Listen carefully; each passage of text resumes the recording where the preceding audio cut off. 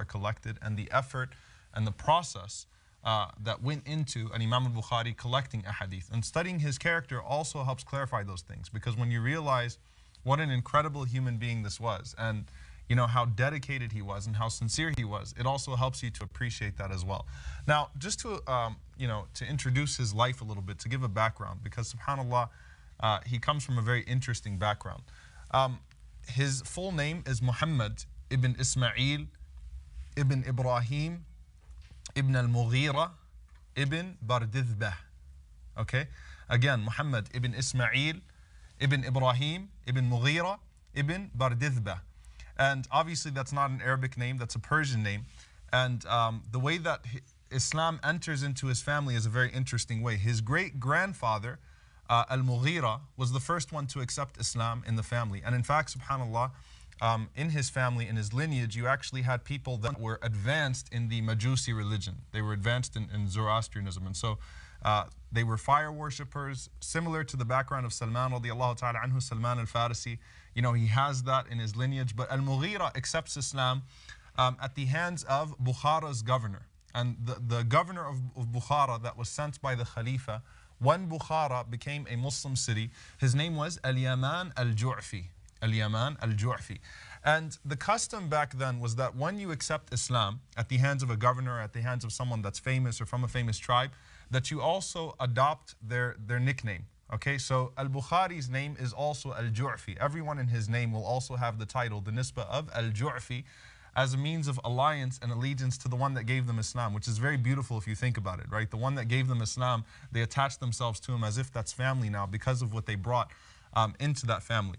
So Al-Bardizbah is a fire worshipper. It starts off with Al-Mughira, and obviously they're Persians and they come from the region of Khurasan. Now Khurasan, when you talk about Khurasan in Islamic history, a lot of people just say it's Persia, right? Or it's just modern day Iran. Khurasan actually includes an entire region. It includes most of the north of what is now modern day Iran. It includes Uzbekistan. Okay, it includes Afghanistan, a great majority of Afghanistan. It includes Turkmenistan. Okay, so Khurasan, when you hear the ulama talk about the beauty of Khurasan and the legacy that it produced, you're talking about a whole region.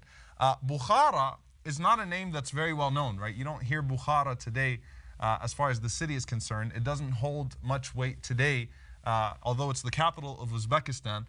It's a very significant city in history. In fact, it's over 5,000 years old. It's one of the oldest cities in the world. And it was called many names in the time of the Prophet ﷺ and the Sahaba and the companions and the Tabi'een. They used to call it Madinatut Tujar, the city of merchants. Okay, the city of merchants. Why? Because Bukhara was located right on what's called the Silk Road. It was an ancient trading route. So, you know, traders from the Middle East to India, anyone that was passing through Central Asia, they passed through Bukhara. And subhanAllah, it was the most famous name in Khurasan. It was the most famous city. There's no city in Khurasan that has a richer history, that has more nicknames to it, that has produced more history. It's one of the World Heritage Sites today. SubhanAllah, you can find ruins there that are, that date back 3,000 to 4,000 years. And it used to be, from a population standpoint and from an economic standpoint, it was at the same level of Baghdad and at the same level of Al-Qahira, of Cairo, to show you its significance back then. Because you think of Baghdad and Cairo, obviously, as huge cities, which they are, and they always have been, and very rich cities. Bukhara was the equivalent of Baghdad and Cairo, but from Central Asia. And subhanAllah, Islam entered into Bukhara in a very interesting way. It was conquered in the year 650, and so it was only about 17 years after the death of the Prophet ﷺ. So Islam entered there very early. However, out of the wisdom of those that entered into Bukhara, they recognized that this was a city that was also rich with paganism. So they were very slow in doing da'wah to the people. So Bukhara, for example, it was a city of commerce. They used to have the largest idol festival every single year. In fact, some historians say it was biannually, where people would come and buy idols. And would you believe that even under Muslims, under Islam, the governors left it that way for some time because they said that it's too early on the people to ask them to abandon such a thing. So subhanAllah, even some of the leaders of Bukhara maintained their religion. and they were treated justly. And so you can actually find documentation of the leaders of Bukhara talking about, praising the Muslims and how they were treated by the Muslims, and the Sahaba that came, and so on and so forth. There is much praise for the character of Islam. So this is one of those traditional examples of how Islam really did not spread by the sword here, though technically speaking, it's a conquest. It's one of the futuhat. It's considered a conquest, but the people gradually adopted Islam as their religion. They fell in love with the religion, and they came to abandon many of these things on their own. So it holds a very significant weight in history, and especially in Islamic history. But because it's a city of commerce, it was not known before Imam al-Bukhari to produce many ulama, to produce many scholars. So Baghdad was a center of ulama, Cairo was a center of ulama. But as far as the global scene is concerned, Imam al-Bukhari put it on the map, right? And subhanAllah, it's interesting that he is Al-Bukhari, though there are numerous scholars from Bukhara, like Ibn Sina, for example. He's, who's a very famous contributor in medicine. Everyone knows Ibn Sina is from Bukhara as well, right? There are multiple tulab ilm, multiple scholars that we'll talk about, some of the teachers of Imam al-Bukhari, rahimahullah. But anytime you say Al-Bukhari, you know who you're talking about, right? So after Al-Bukhari, it really got put on the map. And, multiple scholars settled there, and it produced a legacy there. But then, subhanAllah, you wonder, how is it that we don't hear much about Islam now from Bukhara? It was one of those cities that was absolutely terrorized by the Mongols. So in the 11th century, Genghis Khan actually entered Bukhara. He massacred the people. He stacked their skulls. He destroyed every single masjid there. And in fact, they took many of the people of Bukhara as slaves, away from Bukhara. And it's interesting because this gives you a sense of hope as well, that Islam, many times people thought it would die, but it did not. Ibn Battuta, he entered into Bukhara because obviously Imam al-Bukhari comes from there, so there's this idea that Islam is always there. He went to Bukhara in the year about 1133 or 1033, in the 11th century or 12th century, and he wrote that he did not find a single alim, a single scholar. He didn't even find an aspiring talib ilm, an aspiring student of knowledge. So the people had completely lost their identity, subhanAllah. So the city held a very significant, part of Islamic history, but unfortunately, after the Mongols, it was destroyed, and slowly it came back up. And even in modern day history with the Soviets, Bukhara, they played a significant role in the rebellion against the Soviets. And now when you meet people from Bukhara, I actually had the opportunity to meet the 16th descendant of Imam al-Bukhari, rahimahullah ta'ala, who's the Imam of a masjid there in Bukhara. And subhanAllah, even the dress, and everything, it was really fascinating and captivating to see that man. And have his lineage traced all the way back to Imam Bukhari, rahimahullah ta'ala. And there's a proud identity now from the population of Muslims that are there today in Uzbekistan. Now let's go back to Imam al-Bukhari, rahimahullah. Kana abuhuma saliha. He has righteous parents, and that's very, very significant here in this case. His father Ismail, okay, we said his name is Muhammad ibn Ismail. His father Ismail is not just someone that hung around people of hadith. He's considered from Kibar al-Muhaddithin. He's considered from the greatest scholars of Muhaddithin. Okay? A very righteous man. He's someone that spent time with Imam Malik, rahimahullah ta'ala. He's someone that spent time with Hamad ibn Zayd. Hamad ibn Zayd, one of the teachers of Imam Abu Hanifa, rahimahullah. He's someone that studied and traveled and journeyed with Abdullah ibn al-Mubarak, rahimahullah ta'ala. And Abdullah ibn Mubarak is someone whose name shows up in every biography, one of the greatest scholars to ever live.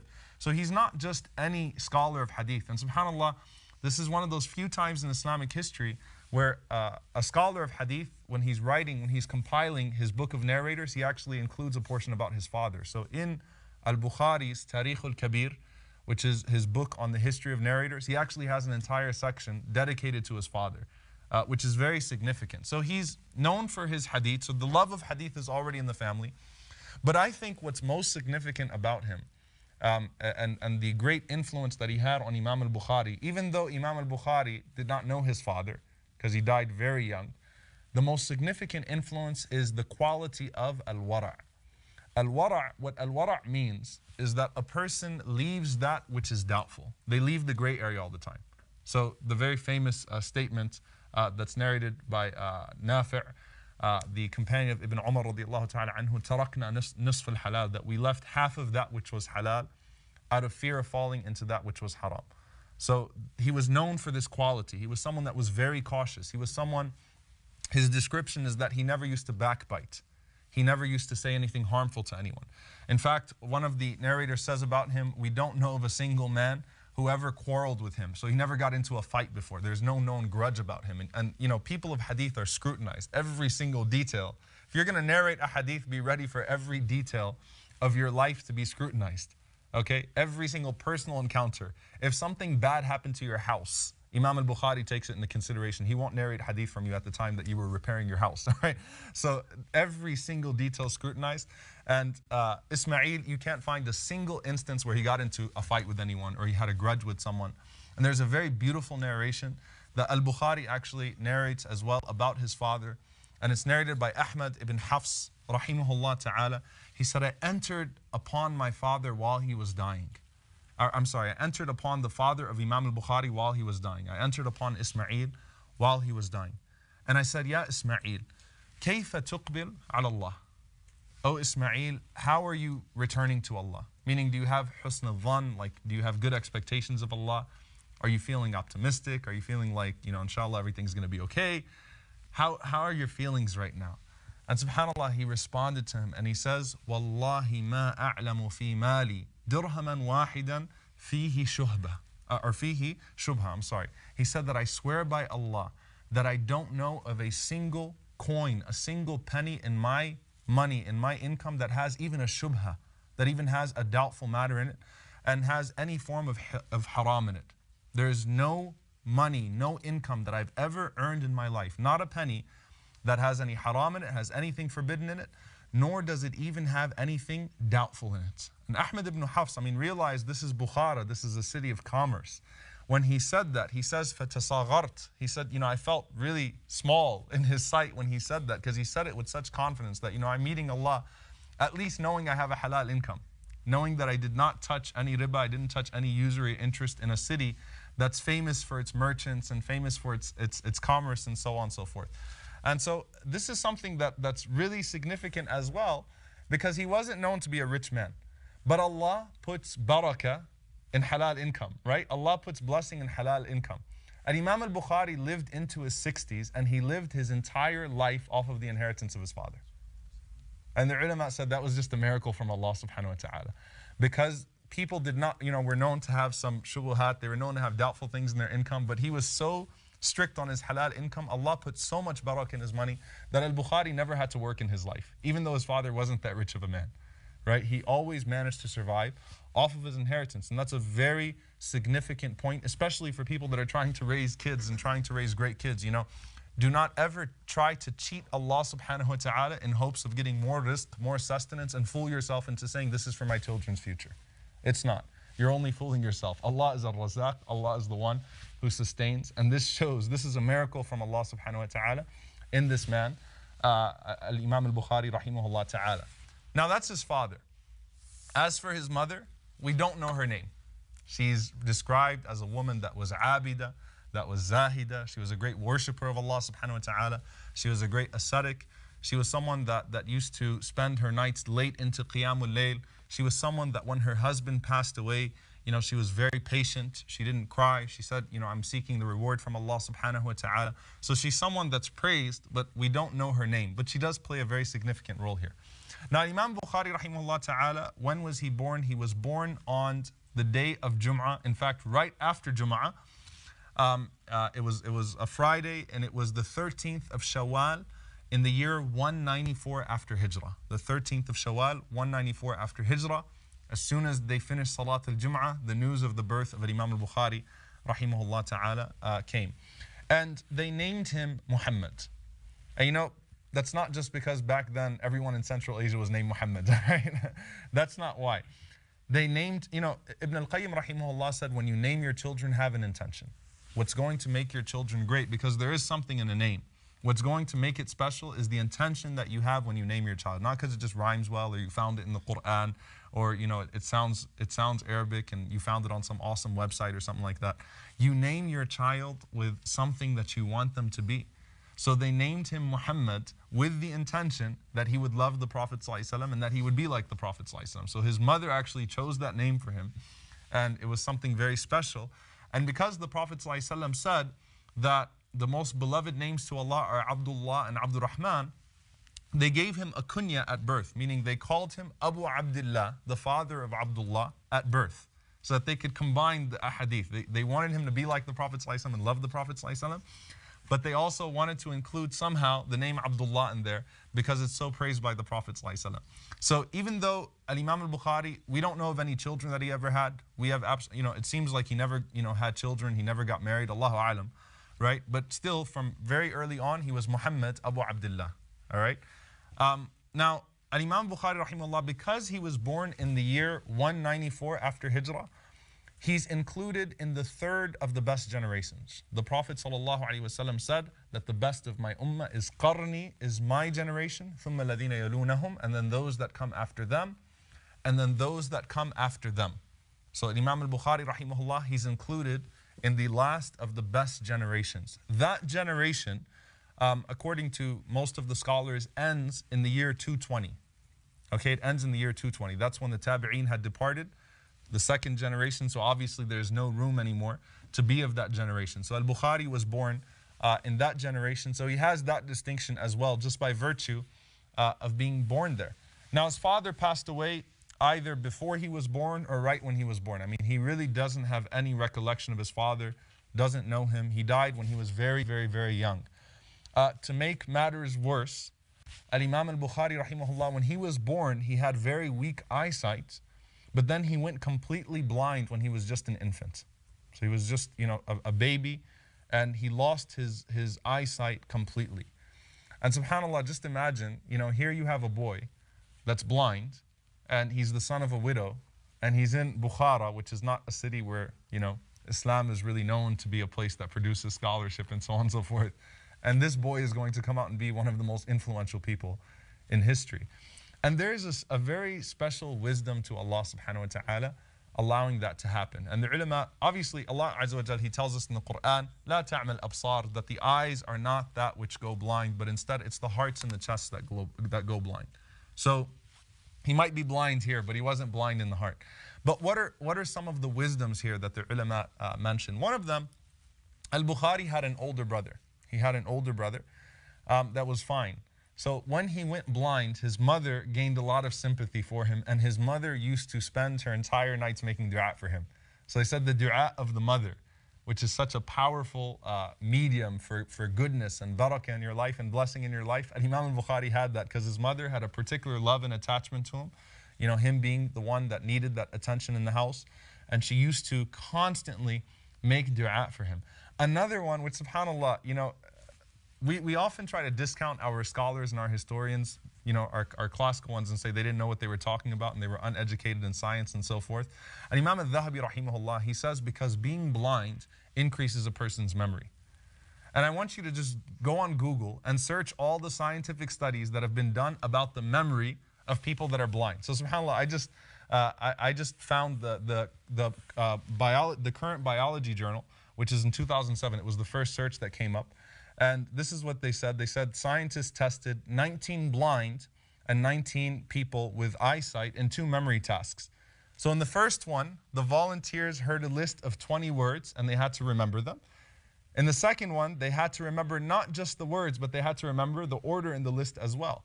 And the blind volunteers recalled 20 to 35% more words than those who can see, which indicated a better memory overall. But their greatest advantage was their ability to remember roughly twice as many words in sequence. Because when you're blind, your memory has to be enforced. So Imam Al-Dhahabi rahimahullah says one of the wisdoms of Al-Bukhari being blind is that when he was a child and his mother was teaching him things, he had to use his memory, the function of his memory to remember certain things. Where's the door? Where's this? Where's that? And that would affect him later on with his memory. It would have an impact on him, later on in his life. Now, obviously, Imam Al-Bukhari doesn't spend his entire life blind. And the mother of Imam Al-Bukhari rahimahullah used to make dua for him, and she used to make dua for him profusely. I mean, asking Allah subhanahu wa ta'ala to restore his eyesight. Then a miracle from Allah subhanahu wa ta'ala happens. And keep in mind here, Al-Bukhari was not blind for just a month or two. Al-Bukhari was blind for a significant amount of time. It could have been 2 or 3 years that he was blind. His mother never gave up hope in Allah subhanahu wa ta'ala.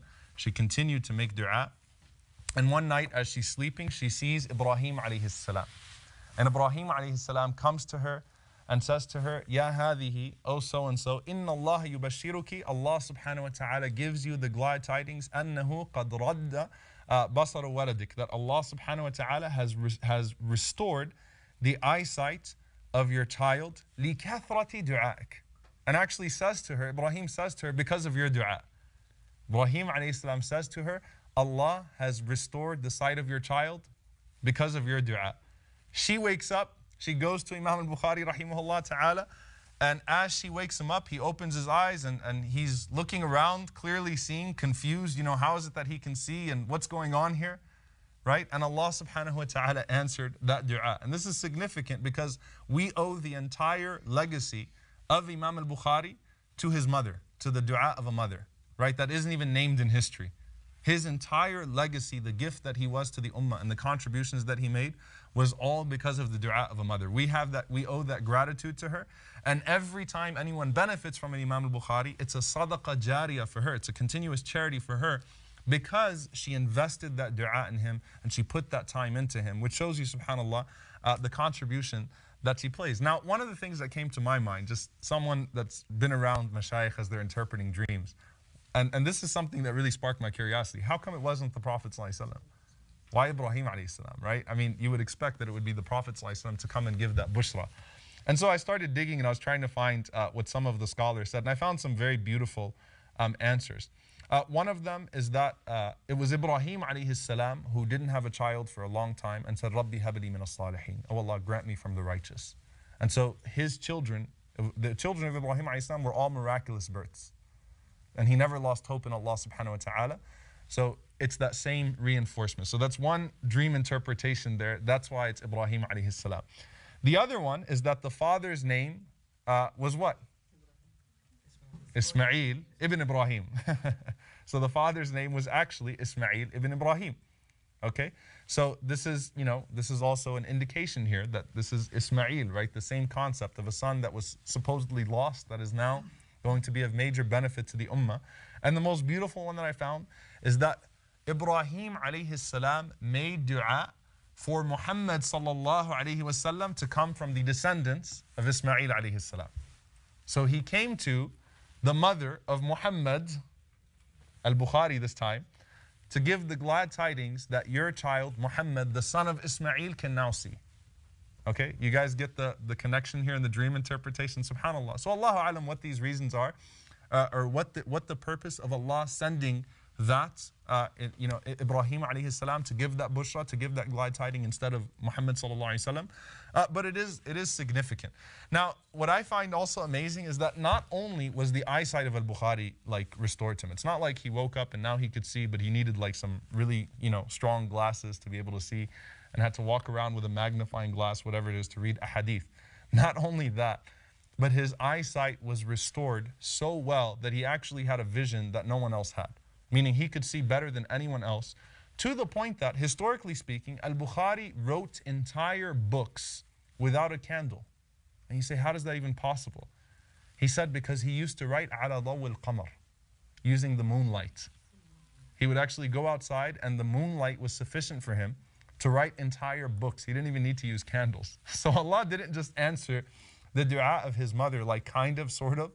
Allah subhanahu wa ta'ala gave this boy perfect vision that he would use in the future, to the point that he could compile entire books using the moonlight. And she didn't stop there. She didn't say, oh, alhamdulillah, my son can see now, everything is great now we can play, now we can be normal. As the next day when he could see, the first thing she did was she took him to a sheikh to teach him Quran. So Al-Bukhari actually memorized the entire Quran at the age of 6. Okay?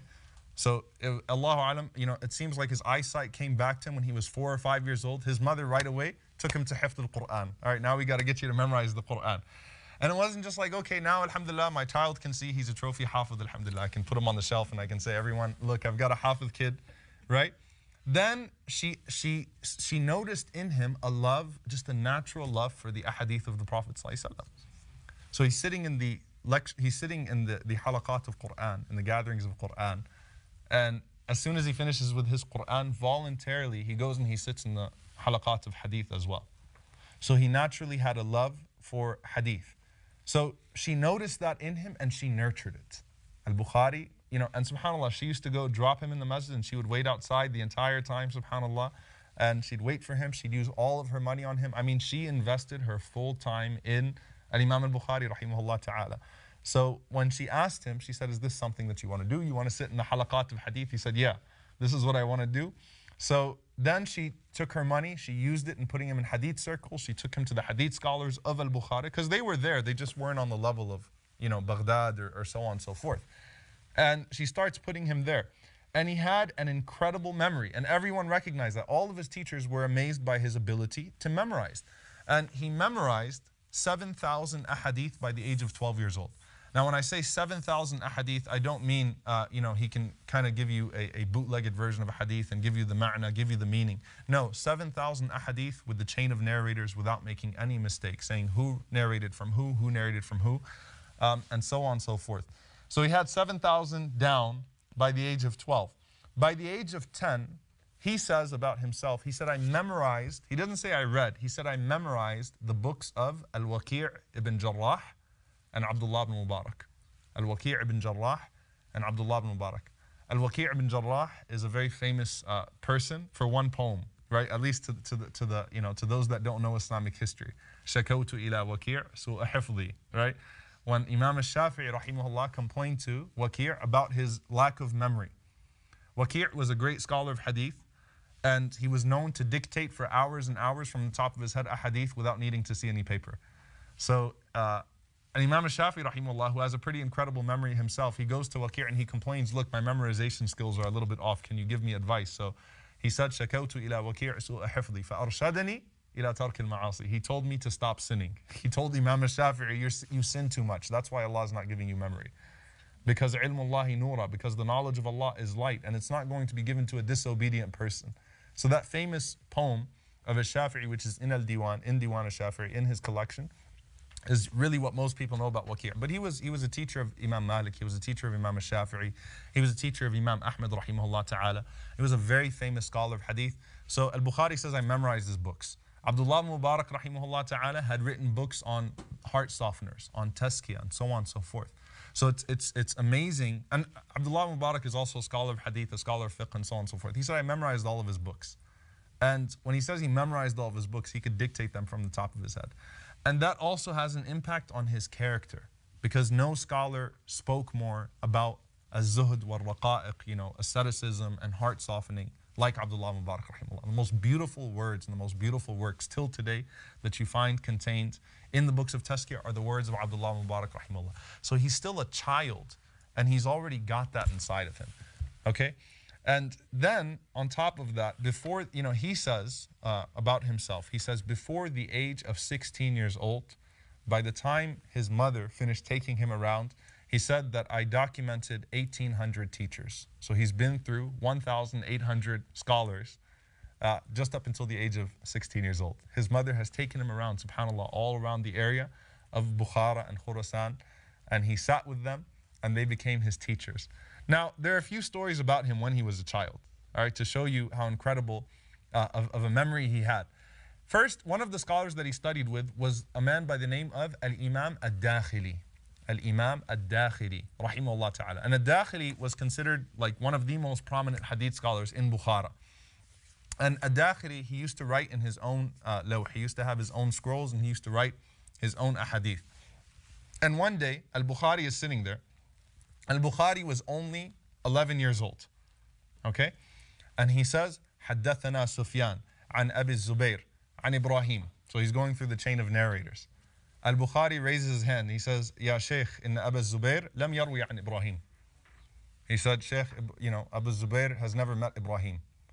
So what are you talking about? Of course he has. And he insisted. Al-Bukhari was like, no, they've never even met. And he says, are you sure what you're talking about? And he got infuriated. Dakhili is like, who's this 11-year-old kid trying to show me up in a halaqah and tell me that these two hadith narrators never met?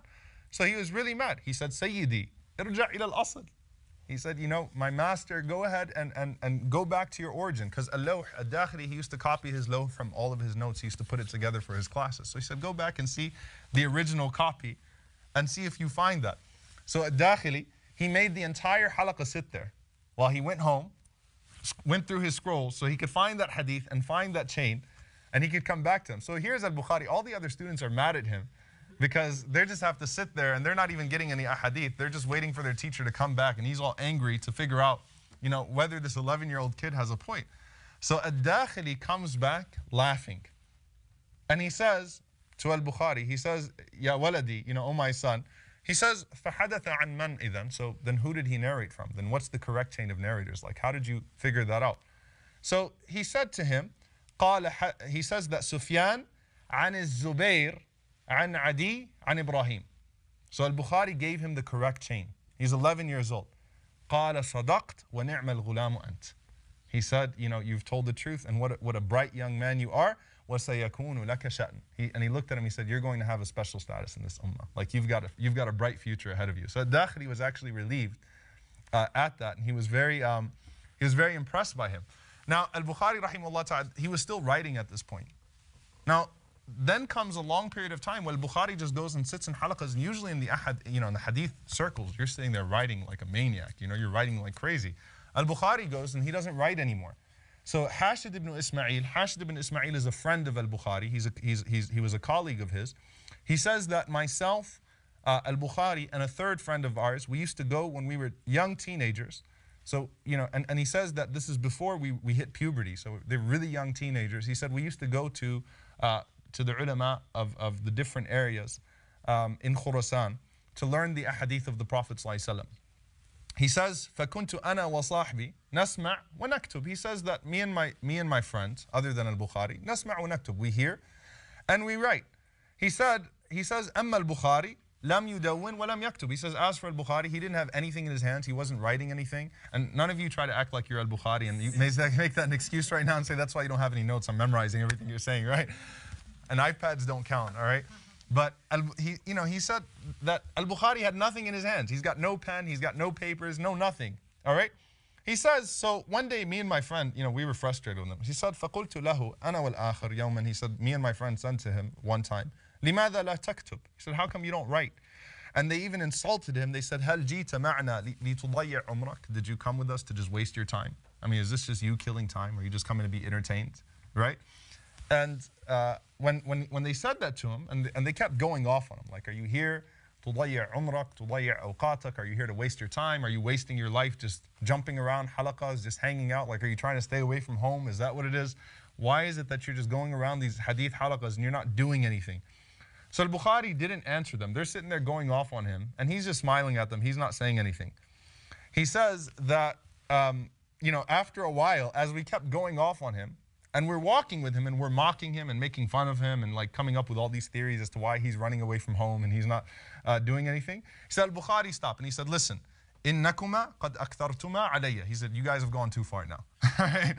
He says, فَأَعْرِضَا عَلَيَّ مَا كَتَبْتُمَا. Go ahead and read to me everything that you guys wrote. He says, فَأَخْرَجْنَا الْأَلْوَاحِ. So, you know, Hashid says that we took out our scrolls. And he said that we had written down over 15,000 ahadith in them. Okay? 15,000 ahadith. And he says, فَجَعَلَ يَقْرَأ عَنْ ظَهْرِ قَلْبِهِ. He said that Al-Bukhari started dictating each and every single one of those ahadith without looking at anything. وَنَحْنُ نُرَاجِعْ مِنْ وَرَائِ. And they said we were actually like correcting ourselves after him. Like, he was so accurate as we're going through the order of everything that we heard that we started you know, to even correct ourselves afterwards. And he said we spent that entire day and night, and the only thing that we broke for was salah, was prayer. And he went through all 15,000 ahadith from his head without making a single mistake. And then at the end, ثُمَّ قال, he said to them, أَتَرَوْنِي, he said, do you guys see that I was wasting my time this entire time? Now you guys get it, all right? He says, do you see me, أُضَيِّعُ وَقْتِي, do you see me wasting my time? And he says, Hashid says, فَعَلِمْنَا أَنَّهُ لَنْ يَتَقَدَّمْ عَلَيْهِ أَحَدٍ. Hashid says, we knew that no one was close to this man, that this was a person, this man was special, that there is no one that ever matches this man. Now, Al-Bukhari sees a dream when he's a child as well, when he's a young teenager as well, that many would actually see of him. Many ulama would see this dream, and Al-Bukhari saw. Al-Bukhari saw a dream of himself walking behind the Prophet ﷺ, every time the Prophet ﷺ puts his foot down, Al-Bukhari goes and puts his foot down there. And he saw this dream of himself as a young man. And subhanAllah, other ulama, other scholars as well, they saw that dream. Now, he continued, and this is something that Al-Imam Ibn Hajar, rahimahullah ta'ala, he says is significant. He said, Al-Bukhari, he literally exhausted all of the resources in Bukhara before he left. So up until the age of 16 years old, he just stayed in his city, and he literally soaked up everything he could from all of the scholars in Khurasan, all of the scholars in Bukhara. Then he made his way out. So before he journeys around the world, he wanted to make use of his local resources, which is actually a pretty significant concept, right? There's this idea that I've got to travel to learn. I can't learn in my locality. And sometimes you have ulama, you have scholars, you have people of knowledge, you have halaqas going on. You've got all kinds of activities going on in your city, but I've got to go to this place and I've got to go to that place. And most of the time it's Dallas, right? So I've got to go to Dallas in order to learn. Otherwise, I'm not going to learn anything in my deen and so on and so forth. Al-Bukhari did not want to leave Bukhara until he exhausted everything that he could over there in Bukhara. So he makes use of all the teachers there. So just some of his teachers. One of them is a man by the name of, and he's probably the most prominent of them. His name is Muhammad ibn Salam al-Bikandi. Muhammad ibn Salam al-Bikandi. And Muhammad ibn Salam al-Bikandi was a friend of the father of Imam al-Bukhari, rahimahullah ta'ala. Also a contemporary of Imam Malik, rahimahullah, Abdullah ibn Mubarak. He also studied with Sufyan ibn Uyayna, who was a great scholar of hadith. And so he studied with the great hadith scholars of his time, the great hadith scholars even from the tabi'een. He met some of the tabi'een, he took hadith from them and so on and so forth. And this man is someone that was known for his knowledge. He was also known for his generosity. He was known to spend money on his students. So anyone that wanted to pursue hadith and he saw that they were serious students, he would actually put his money into them. And subhanAllah, some people actually criticized him. They said, you give all of your charity to students of hadith. Like you don't give them to the masakin and the fuqara, the poor people and so on and so forth. And he said the students of hadith are as hungry for hadith as those people are for food. So I find it just as worthy of a cause to spend on these people that can't afford to learn hadith as I do on any miskin, on any poor person that's in the street. Now his story is a very interesting one in and of himself. There's a very famous story about Al-Imam al-Bikandi, rahimahullah ta'ala, that when he was young and he used to write his books of hadith, he used to narrate the hadith, he'd be writing extremely fast. He doesn't want to miss a single word that the Sheikh would say, right? So one day as he's writing, his pen broke. So when his pen broke, he started to sweat and he screamed in the middle of the dars. He's a young man and he said, "Qalamun bi dinar." He said, "Someone sell me a qalam for a dinar." All right? Now, just to put things in perspective, a dinar is not like a dirham. With a dinar, you could buy not just one pen, you could buy hundreds of pens. So when he says, "Someone give me a pen, I'll give you a dinar," all the other students in the circle, what did? They threw their pens at him. So Imam al-Bikandi, he just took the pen, he started writing really fast, right? And then as soon as the dars was over, he wiped the sweat off of his face and he gave the man a dinar, right? So subhanAllah, that's how dedicated he was to captivating everything that he learned in his hadith. So this is a very special man as well.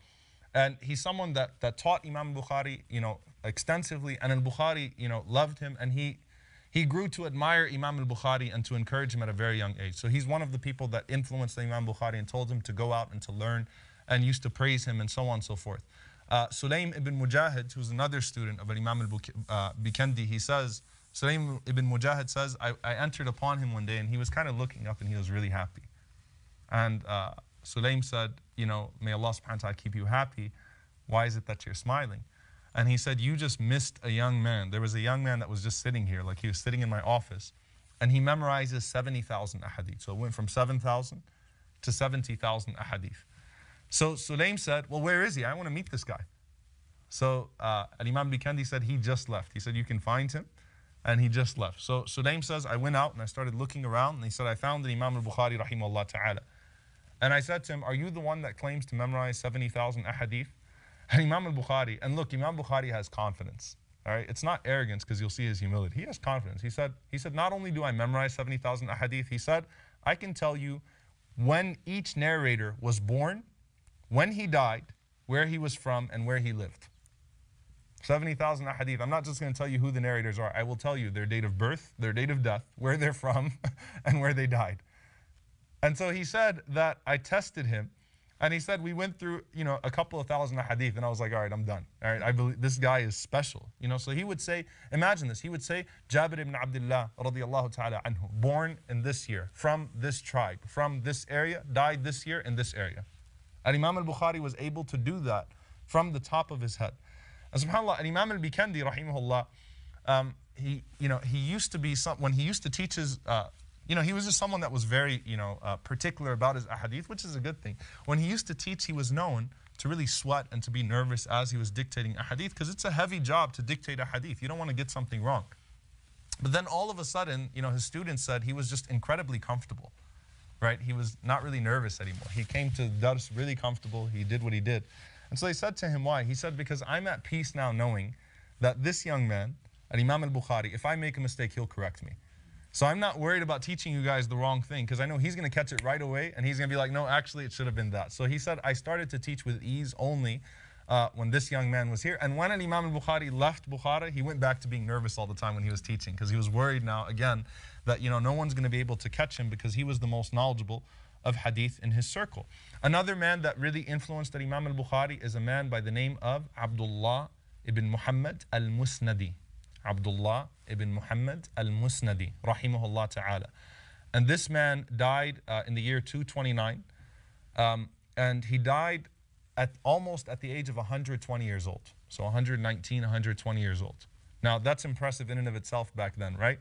But what's more impressive is that he was even a sharp muhaddith to the day of his death. So even at the age of 118, 119, he still was extremely sharp with hadith. He could narrate every chain of every hadith he knew without making a single mistake up until the day that he died. In fact, subhanAllah, it was said that Abdullah ibn Muhammad, he died immediately after a dars of hadith. Meaning he gave a dars of hadith even on the day that he died, being 119, 120 years old. So this is a special man as well. He influenced Imam al-Bukhari, rahimahullah ta'ala. There was another man by the name of Ibrahim ibn al-Ash'ab. Ibrahim ibn al-Ash'ab, radiyallahu ta'ala, rahimahullah ta'ala, who was a student of Fudayl ibn Ayyad, a student of Sufyan ibn Uyayna. And he was a teacher of the last person I'll mention here, by the name of Imam al-Humaydi. Imam al-Humaydi authored one of the earliest books of hadith. It was called Musnad al-Humaydi. Okay, so it's not that famous now, because everything before al-Bukhari is wasn't really that famous anymore after al-Bukhari. But Musnad al-Humaydi was a very popular book back then, and it was a very credible book back then. And he was someone that taught al-Bukhari as well. And subhanAllah, he was a hadith scholar, who was very humble, was known for his humility. And one time, he got into an argument with another hadith scholar. So this is the only interaction we have between him and Bukhari that's documented. And this is when he was an old man. He's arguing with a very old man as well. And he says to him, he says, look, he says, there's a man that's going to come right now. سَوْفَ يَفْصِلُ بَيْنَنَا. And he's going to figure this out. He's going to judge between us. So Al-Bukhari comes and he's 12 years old. And the other guy looks at him like, what? That kid is going to judge between us. Al-Humaydi is like, listen to him. He's going to figure it out, and he's going to judge between us. So Al-Bukhari came in, he listened to their argument, and he passed the judgment in the favor of Al-Humaydi, right? And as far as the chain of narration was concerned. So anyway, this is up until the age of 16. Al-Bukhari just dominated Khurasan. He dominated that area in the sense that he surpassed his teachers. And when he was confident in knowing that he surpassed his teachers, at the age of 16, he decides to do Hajj. And he does Hajj with his mother and with his older brother. So they do Hajj together. And when they go on their way to Hajj, Al-Bukhari says that they almost died on the way to Hajj, right? It was a very, very difficult journey to make back then, okay? Hajj in general was a much more difficult journey. I know you think if you fly certain airlines that it was a really difficult journey, like the time of the Sahaba, right? But no, it was a difficult journey back then. I mean, subhanAllah, Al-Bukhari said there were times that we ran out of food. There were times we were just in zones where there was nothing and we had to eat leaves to survive. So they almost died on their way to Hajj. But by the grace of Allah subhanahu wa ta'ala, they made it to Hajj. And Al-Bukhari, rahimahullah, when he got to Hajj, he asks his mother permission. He takes his mother to the side and he asks her permission to stay in Mecca. He feels like it's more beneficial for him. I've already made it here. Let me benefit from the scholars here, because he's sort of exposed to that world now, the new world of muhaddithin, of scholars of hadith in Mecca and in Medina, which is also a center, right, in that area. So his mother agrees to leave him there. So his mother and his older brother go back to Bukhara. And then Imam Bukhari, rahimahullah ta'ala, he stays there. And he would spend the next few years basically in Hijaz. Al-Hijaz at that time is Mecca, Medina, Ta'if, and everything in between. Okay, so Jeddah, for example, and so on and so forth. So it's everything in that area is considered Al-Hijaz. So Al-Bukhari just kind of circled around between them for the next few years. And when he got to Medina at the age of 18 years old, and he got to the grave of the Prophet sallallahu alaihi wasallam, he actually wrote his first 2 books next to the grave of the Prophet sallallahu alaihi wasallam. So he actually sat next to the grave of the Prophet sallallahu alaihi wasallam, and he wrote his first 2 books. One of them was At-Tarikh al-Kabir, which is the Great History, which is a book that served all hadith collectors for history basically. It mentioned the name of every single narrator of hadith and their history, and whether they were trustworthy or not, and who said they were trustworthy and who said they were not, and who pointed out memory issues and who didn't, and so on and so forth. So he writes that book next to the grave of the Prophet ﷺ, and he also writes a book called Qadaya al-Sahaba wa Tabi'een. So affairs relating to the companions and the Tabi'een, because there's some groups now that are arising that are criticizing the companions and so on and so forth. So he writes about the virtues of the Sahaba, and he writes about how blessed they are, and he defends them. And he did that sitting next to the grave of the Prophet ﷺ. Now, for the next 6 years, even though he's based in Hijaz, Al-Bukhari starts to make his way around. So he goes to Syria, he goes to Egypt, he goes to Al-Iraq, Baghdad, and Basra, okay, which are the two centers of hadith at that time. And every year he would return back for Hajj. So he did Hajj the next 6 years, but between those Hajjs as well, he'd also take some journeys out. And his name started to, people started to hear about Al-Bukhari all over the world. So he said about himself, subhanAllah, he said, every time I was about to run out of money, someone would knock on his door and say, there's some random Hajji from Syria that just said, can you give this to Imam Bukhari? So he said, every time I'd run out of money and I'd run out of my provisions, someone would just pop up and say, this is a gift to you. And subhanAllah, there was one time, in fact, that Imam Bukhari, rahimahullah, didn't come to the dars, they didn't come to the lecture. And some of his companions, they worried about him. And because he never missed any halaqat, they went to his house and they were afraid that he was dead. So they knocked on the door and he answered and they said, what is it? And he said that he actually had to sell his clothes to someone from behind his door to get his food and drink, that he had run out of provisions and he had to actually sell his clothes. And so they went and they got him clothes and they put it, behind the door. He wore his clothes and he came out. So this man was just constantly in that journey, and people used to just send money. And subhanAllah, he was, he didn't feel comfortable asking people. So he never actually had to ask anyone for money in his entire life. This was just something that the Muslim world recognized, that this is a special man, and he became a legend. Even though most people had not met him yet, they knew that there's this really special young man. So they're just sending this money, subhanAllah, people of khair are just sending this money to him. Now, Imam Bukhari, rahimahullah, as he travels the Muslim world now, he says that he had written a hadith from over 1,000 different people, all of whom were scholars. So he'd met many different great scholars of hadith, and he went to particularly Baghdad. And Baghdad, after the death of Imam Malik rahimahullah ta'ala, the school of hadith used to be in Medina. But once Imam Malik rahimahullah passed away and Ash-Shafi'i was in Baghdad in Iraq, the school of hadith, Ahlul Hadith, just moved to Baghdad. All right, so the people that were studying hadith, it became the center in Baghdad. So you had Imam Shafi'i until he moved to Egypt. You had Imam Ahmad ibn Hanbal, rahimahullah ta'ala. You had one of the most influential people in Islamic history, though there aren't many people that know his name, Ishaq ibn Rahawayh. Ishaq ibn Rahawayh. It's a name you need to remember if you're serious about the life of Imam Bukhari. Ishaq ibn Rahawayh is the Sheikh of Al-Bukhari. He is considered Sheikh al-Bukhari. And he's also from Khurasan, okay? He's also from Khurasan. And at that time, Ishaq ibn Rahawayh had authored the most books of hadith. So there was no one that had authored more books of hadith than Ishaq ibn Rahawayh. He even authored a book of tafsir, right? So he was a very famous author. And also Yahya bin Ma'in, a great scholar of hadith as well. And lastly, Ali ibn al-Madini, rahimahullah. Ali ibn al-Madini, who was a contemporary of Hassan al-Basri and Omar ibn Abdul Aziz. So he meets some of the prominent scholars in the Muslim world, and he goes to them and he learns from them. And subhanAllah, each one of these teachers has a character that, that Imam al-Bukhari is attracted to, and he takes a quality from them. So for example, Ali ibn al-Madini, rahimahullah, was known for his integrity in hadith. Ali ibn al-Madini is the first person to reject his father's ahadith.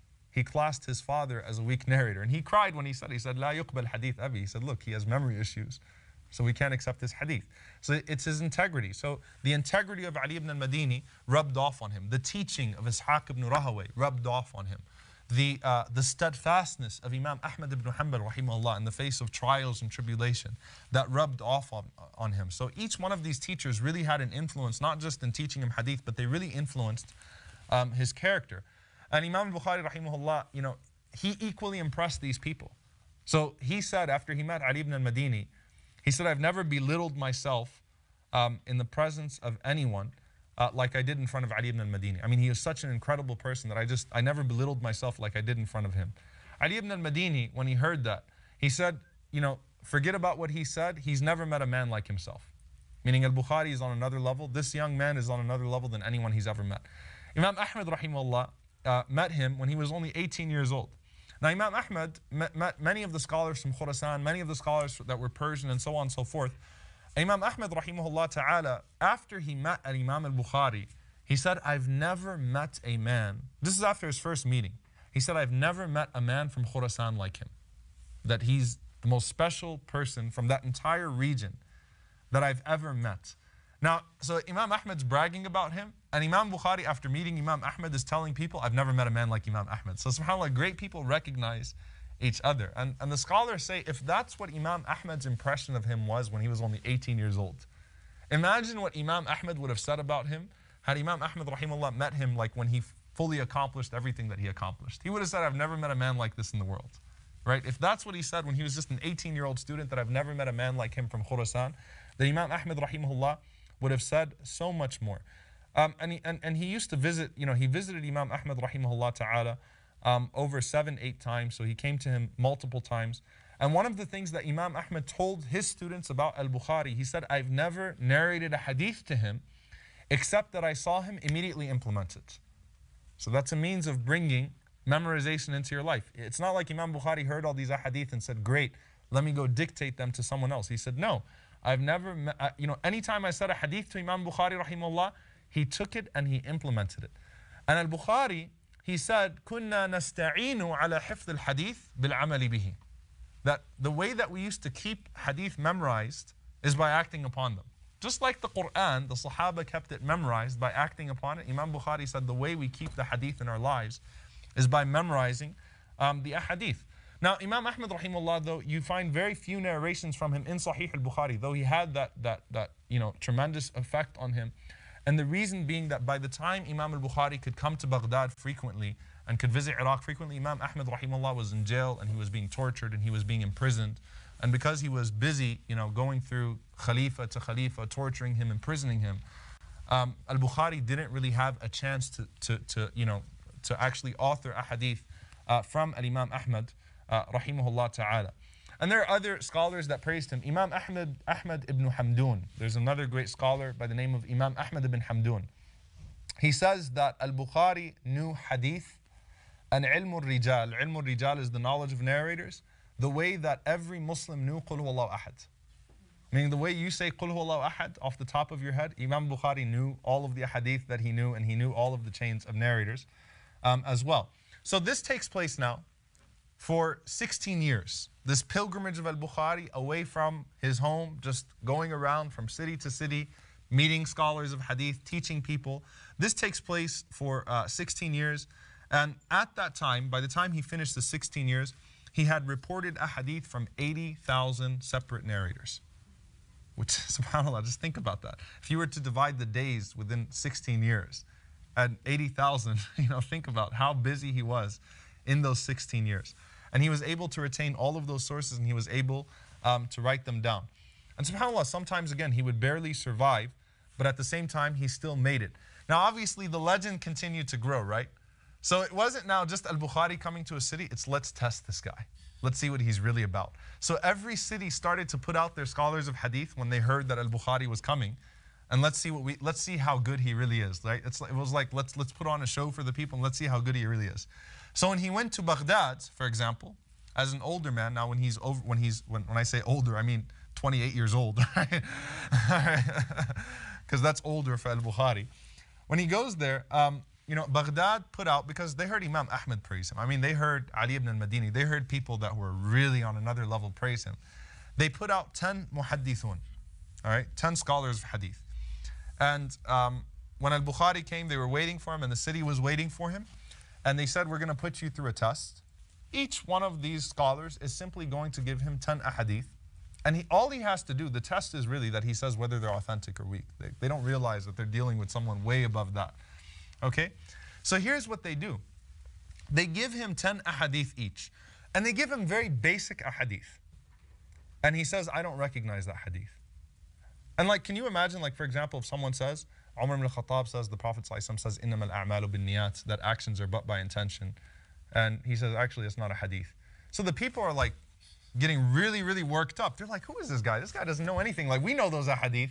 We're not scholars of hadith. This guy doesn't know anything. So they're going through these ahadith, and all 100 of them, and Imam Bukhari says, nope, nope, nope, not a hadith, nope, not a hadith, nope, nope, nope, nope, nope. So at the end, everyone's just kind of looking around like, what just happened? What the scholars of hadith did was they gave him correct ahadith, but they switched the narrators. They switched the chains. So only a scholar of hadith would catch that they messed with the sanad, they messed with the chain. So the matan was correct, the text was correct. They gave him the hadith correctly, but the chains were mixed up. Here's what Al-Bukhari does. He goes one by one. He starts with the first one. He says, as for you, you said this hadith, and this is the chain that you gave. The chain is actually this. He did that with all 100 ahadith in order. He repeated the wrong way that they said it, and then he gave them the right way. He gave them the right chain to that hadith. So the people of Baghdad were like, wow, you know, this guy is an ayah from Allah. He's a sign from Allah subhanahu wa ta'ala. We've never seen anyone like this man. When he goes to Samarkand, a very famous city in Samarkand, Samarkand put out 400 scholars of hadith, 400 muhaddithun. And they sat him in front of them, and they started to ask him, listen to this question. Can you imagine this? They said, name all of the narrators that narrated from Anas ibn Malik radiallahu anhu. And he named each and every single person that's ever met Anas ibn Malik and narrated a hadith from him. Name every narrator from Abu Darda. He sits there and names each and every single one of them that narrated from Abu Darda. So they tested him that way. He passed that test with flying colors, right? So he was, you know, very famous in his hadith, right? But on top of that, there's some special attributes that I want to mention. Number one thing that you notice about Al-Bukhari, he was a perfectionist in everything he did. Extremely disciplined, highly disciplined individual, and truly a perfectionist. So Al-Warraq, rahimahullah ta'ala, Al-Warraq says that, you know, even when he used to throw arrows, when he used to do, you know, just throw an arrow, he'd never miss his mark. Okay? He never missed it. It would always be a bullseye. So it's like people were impressed just by how much of a perfectionist this man was. And he said one time we even went to a place, because back then they used to have like places where you could go and you could shoot arrows, you could do archery. Like a person owns a land and they would put up autad, they put up poles, and they'd put up targets and so on and so forth, so you could practice it. It's a sunnah, and this is him acting upon a sunnah, right? And he said the only reason he does it is because it's a sunnah, because the Prophet ﷺ mentioned archery as a form of sunnah. So Imam al-Bukhari rahimahullah could ride horses, he could swim, and he could shoot arrows. So Al-Warraq says that one time we went, and Al-Bukhari was just effortlessly just shooting these arrows and hitting bullseyes. And he hit the watad, he hit the pillar, and it split in half. So we looked at him like, what? Right? How did that just happen? So Al-Warraq, he says that Al-Bukhari, his concern was, you know, we've got to find the guy that owns these, and we've got to fix it, we've got to pay him back, whatever it may be. So they say, okay, we'll go find him, we'll go find the mas'ul, we'll go find the guy who's in charge, and we'll tell him. So they go to him, and they tell him, look, we have a friend of ours that, that broke one of your autad. He split one of the pillars. So he says, who was it? And they said, Al-Bukhari. He said, Al-Bukhari? Like, you guys are really coming to me to apologize on behalf of Al-Bukhari?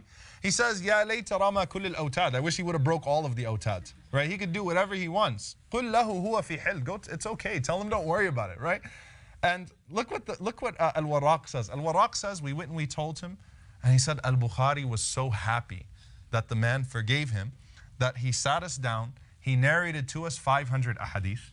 This is when he's happy, right? Just because he was in a great mood, right? He sat them down, narrated 500. Now that was a gift to them because usually a session of hadith with Al-Bukhari is 50, 60 ahadith. So this time he sat them down, he gave them 500 ahadith, and he gave away 300 dirhams in sadaqah.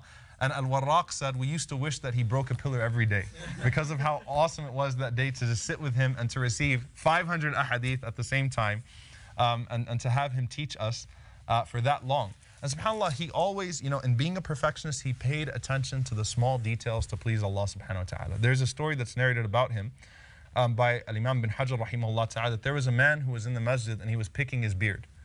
And when he was picking his beard, as he's pulling out the hairs in his beard, he's just throwing them on the ground. And, Al-Bukhari rahimahullah is watching this man and he's incredibly annoyed by the beard hairs in the masjid.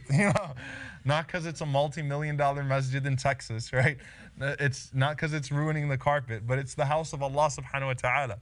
So Imam al-Bukhari waited there until he finished, until everyone left the masjid. And then Imam al-Bukhari went and he picked up each and every single hair and he threw it outside the masjid. Like he couldn't bear to see those hairs being shed in the masjid. So he's, that attitude of perfection, it's very important to notice this here. When Rasulullah says, Allah has written ihsan, excellence on everything. Like a person can't be sloppy with some things and then be good in other things, right? If you're going to excel, you have to try to excel in everything that you do. And that's what Al-Bukhari did. Also his adab, his mannerisms. Now being a scholar of hadith, you have to at times criticize narrators. So in a way, it's one of the permissible forms of backbiting, okay? The science of al-jarh wa ta'deel, which is classifying the narrators, which unfortunately has become an excuse for a guy sitting and having a hamburger to criticize Nu'man Ali Khan, right? Jarh wa ta'deel is a science that belongs to the scholars of hadith where they have to talk about narrators. Like, all right, look, if the guy committed zina, yeah, that's his business. But if that's been said about that person, there's some reasonable evidence, and we're not going to take hadith from him, right? And Imam al-Bukhari, rahimahullah, his adab was so good, though. His manners were so good that it's not like he would say that this person is a liar, this person is this. The worst thing that Al-Bukhari would say about a person is that huwa matruk, like he's a person that's left. Or ankarahu nas, like, the people don't accept from him. Al-Bukhari couldn't bring himself to say bad things about a person, right? So that showed in his adab as well. Also, we find in one time as he was doing his salah, Al-Warraq says that as he was doing his salah, he was praying a nafilah. He was just praying a voluntary prayer. And when he finished his prayer, he lifted up his thobe, and there was a bee that stung him 17 times on his leg. And Al-Bukhari, when the companions asked him why didn't he stop, when his companions asked him why didn't he stop praying, he said, look, I didn't realize that this was happening. So he had 7 huge marks on his leg. So subhanAllah, this is something that's significant again. A man who has great adab, who's connected in salah.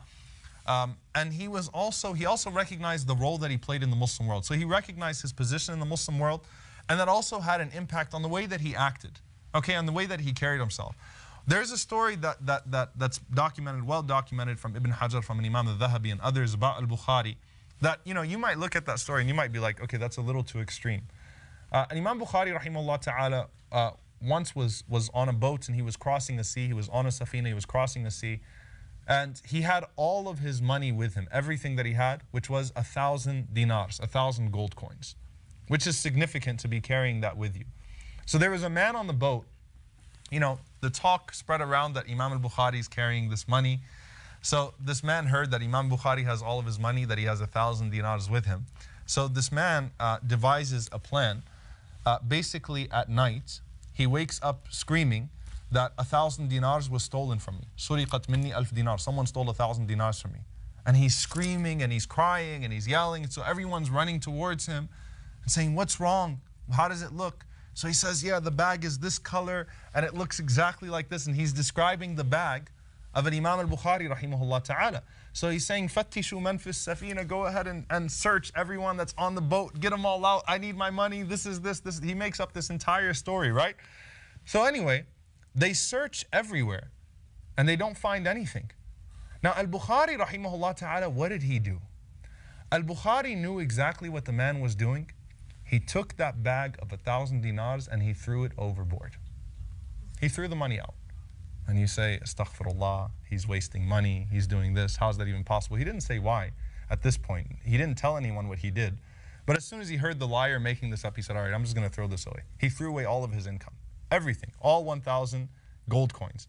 So after they searched the boat and they didn't find anything, everyone yelled at that man and told him, you woke us up, we were sleeping, and they called him a liar and whatever it is, and they told him, if we hear you again, we're going to throw you overboard, right?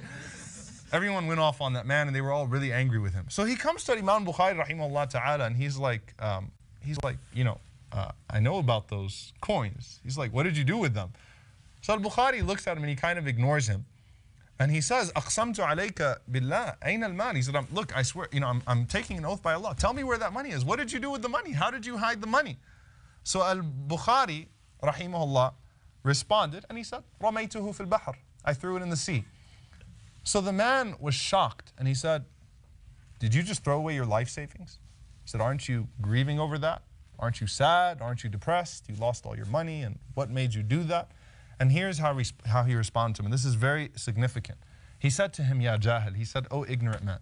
He says, ألا تدري أني أفنيت حياتي كلها في جمع حديث رسول الله صلى الله عليه وسلم وعرف العالم ثقتي. So don't you know that I've spent my entire life collecting the ahadith of the Prophet ﷺ, and the whole world knows me as a trustworthy man? He says, وَصَدَّقُونِي وَأَخَذُوا بِأَحَدِيثِ, and they trust me and they take my ahadith. He says, أَتُرِيدُنِي أَنْ أَبِيعَ ذَلِكَ بِأَلْفِ دِينَار. He said, you want me to sell all of that with 1,000 dinars? Meaning he realizes this will ruin his credibility. I mean, it could go both ways, right? Either they'll say the man is a liar, or they'll say he's a liar. And he would rather to be able to continue in the ahadith of the Prophet ﷺ and maintain that credibility with the people than have that 1,000 dinars. So you can criticize it and you can give a fatwa on Bukhari all you want. But that was his way. He was also someone that was known for his generosity. So he was very generous with the way that he spent his money on other poor students of hadith. He was known to have never turned away a beggar when he was poor. And in fact, there's an incident that took place with him where one time he was actually cheated out of 25,000 dirhams. So a man, there was a man that actually cheated him out of 25,000 dirhams. So he was told, that he should go to the governor of that area to have that dispute settled. And Al-Bukhari, rahimahullah ta'ala, he said, if I go to the governor and I tell him that to have that dispute settled, he said that it might be for a worldly purpose and he's going to request some fatwa from me or something. Like he's going to request something like a religious favor from me. And he said, I'm not going to go sell my akhirah for the sake of this dunya. So he said, I'm not going to go complain to the governor because I don't want him to say, hey, I did you a favor. Can you give me this? Can you give me that? And so on and so forth. So subhanAllah, the people went to that man who cheated him and they told him, ittaqillah, like this is Imam al-Bukhari, fear Allah. You've stolen 25,000 dirhams with him. At least do something, make some agreement with him. So the man agreed to pay Al-Bukhari 10 dirhams a month to make up 25,000 dirhams. Al-Bukhari said, fine, I don't care. I'll take it. Right? SubhanAllah, I mean, who would agree to a deal like that? I mean, how long is that going to take to pay it off? But he accepted that. Okay? On another occasion, Al-Bukhari, rahimahullah ta'ala, someone, he had received some gifts and he was going to sell those gifts. So there was a trader that came to him and he told him, I'll give you 5,000 dirhams for them. And Imam al-Bukhari, rahimahullah ta'ala, he said, I'll think about it and I'll give you an answer tomorrow. When al-Bukhari woke up, another man came to him and told him, I'll give you 10,000 dirhams. And al-Bukhari, rahimahullah ta'ala, he responded and he said, Wallahi nawaytu fi qalbi an abi'a dhalika lahum. He said, look, I already intended in my heart to sell it to them for 5,000. Even though he didn't talk to the people yet and tell them that I accept your, and by the way, technically speaking, your thoughts, and this doesn't really matter here. He could have legally said, no, I'll take the 10,000. But because of his wara', the same characteristic his father had, the same quality his father had, he didn't want to put himself in a situation where he was going to sacrifice his religion here. So he said, I already intended in my heart to sell it to the people for 5,000, so I'm going to sell it to them for 5,000. And he would quote his father's words about how his father used to say, I don't know of a single dirham in my wealth that has any haram or any shubha, anything forbidden or any doubtful matter in it. And he used to say, وَأَنَا كَذَلِكَ لَا أَعْلَمُ فِي نَفْسِي إِلَّا هَذَا. And he said, and I, myself, I don't know of anything other for myself as well. So he was following in the footsteps of his father as well and making sure that he didn't do anything that would cross the limits. And subhanAllah, that wara' was in everything. that was an attitude of caution that he did with everything. There's a funny story that's narrated, but subhanAllah, it's very significant. Imam Bukhari, rahimahullah, he had a student that was blind by the name of Abu Ma'shar. And Abu Ma'shar, you know, stayed with Al-Bukhari for a very long time. And so one day after a lecture, Imam Bukhari, rahimahullah ta'ala, he called, and he had thousands of students. He said, Abu Ma'shar, I want to speak to you. He called for him for a personal meeting. So Abu Ma'shar was excited, and he said, Labbayka ya Sayyidi, here I come. He's like, yeah, whatever, anything you want. He's kind of, he's proud that Al-Bukhari actually knows his name and recognized him and told him, I want to talk to you personally. So Al-Bukhari waits for everyone to leave the masjid, and he says, I just want to ask your forgiveness. Abu Ma'shar says, for what? Ya Sayyidi, what did you do? And listen to what Al-Bukhari says. He said, one time I was narrating a hadith, and I noticed that you were enjoying it so much that you were dancing. تُحَرِّكُ رَأْسَكَ وَيَدِكَ. Meaning, you know when someone's going, right? So he said that you were enjoying the hadith so much that you were just, he's blind. Abu Ma'shar's blind. Abu Ma'shar's just going, and he's even moving his hands and, those types of things. So the other students were noticing. And Al-Bukhari, he said, فَتَبَسَّمْتُ فِي نَفْسِي. He said, I just smiled. And he said, I'm afraid that was ghibah, that was backbiting. He said, فَسَامِحْنِي, I'm seeking your forgiveness. SubhanAllah. Even then, just because I smiled, the blind man, and that's really, if you want to take practical lessons, you can't memorize 70,000 hadith, but that's something that we can take. That to him worried him about being a crime of ghibah, that he just smiled as this blind man was enjoying the hadith of the Prophet ﷺ.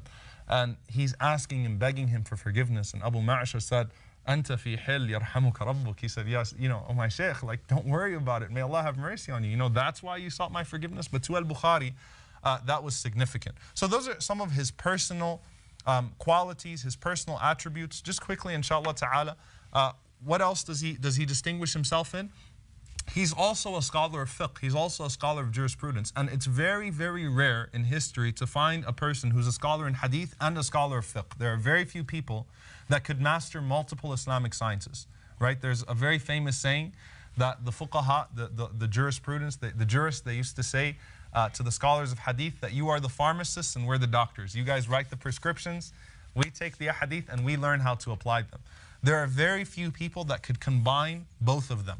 Like an Imam al-Shafi'i, like Imam Ahmad, who was a scholar, a hadith, a muhaddith scholar, a scholar of hadith, and a faqih as well, and a scholar of jurisprudence as well. And Imam Hassan al-Basri, rahimahullah ta'ala, also falls into that category. And so this is something that Al-Bukhari has. He's a scholar of fiqh, he has his own set of fiqh rulings, and at the same time, he collects his ahadith. So, and Imam al-Bukhari, rahimahullah ta'ala, and I realize the madhahib, the schools of thought were still being, developed at that time. And Imam al-Bukhari is considered sahibu madhab. He's considered as being someone who has his own school of thought. He is sahibu madhab because he did not follow any madhab strictly. Okay? Ibn al-Qayyim, rahimahullah ta'ala, he says he was a Hanbali. That's because Ibn al-Qayyim is a Hanbali. And Imam al-Subki, who's a Shafi'i, says he was a Shafi'i. And Imam ibn Hajar says, well, he leaned towards being Shafi'i because Imam ibn Hajar is a Shafi'i. So people have tried to claim him, but at the end of the day, like Imam al-Dhahabi, rahimahullah, says, look, you really can't box him into a madhab. The man was a madhab in and of himself. He was a school of thought in and of himself. He mastered both fiqh and hadith. And in fact, he followed the tradition of Imam Ahmad, rahimahullah, and Imam Malik, which is that when he wants to make a fiqh point, he just collects all the ahadith about that point. He titles it a certain way and he puts out a juz of hadith. So for example, Imam al-Bukhari wanted to prove rafa' yadayn in salah. So he goes and he collects 176 ahadith on rafa' yadayn and he puts it out, juz rafa' yadayn. That's how he proves his point, right? In his mind, okay? So that's how he used to function, and that was similar to the way Imam Ahmad functioned. That was similar to the way Imam Malik functioned, because Imam Malik, when he compiled Al-Muwatta, right, his book, it's categorized in a way that he's making points. Even though it's really mostly just ahadith, he's categorized it that way. So Imam al-Bukhari, even in Sahih al-Bukhari, his titles of his books in Sahih al-Bukhari are often fiqh conclusions, right? He writes his conclusion, and now he's going to list out all of the ahadith that fulfill that. Now, his approach to fiqh, and this is just something that's traditional when it comes to people of hadith, is quite literalist. Okay, so he takes a pretty literal approach to fiqh, a pretty zahiri approach to fiqh, which is very expected of a person of hadith, right? They don't really go into context that much. And so that's what he does in that regard as well. As far as his students are concerned, SubhanAllah, some of his teachers became his students. So Al-Imam Ad-Darimi, rahimahullah ta'ala, who was a teacher of Al-Bukhari, became a student of Al-Bukhari as well. And when Al-Imam Al-Bukhari settled in the year 250 in Naysabur, he met his greatest student. Who do you guys think that is? His greatest student. What's the second book after Al-Bukhari? Sahih Muslim. Imam Muslim, rahimahullah ta'ala. His greatest student was Imam Muslim ibn al-Hajjaj. Not the famous Hajjaj. His father's name was al-Hajjaj. Imam Muslim ibn al-Hajjaj became a student of Al-Bukhari when he settled in Naysabur. And subhanAllah, he loved Imam Al-Bukhari. He became his greatest disciple. And that's why Sahih Muslim is second only in history to Sahih Al-Bukhari. Okay? And subhanAllah, Imam Muslim, rahimahullah ta'ala, it's not like he just authored Sahih Muslim and did everything Imam Al-Bukhari did.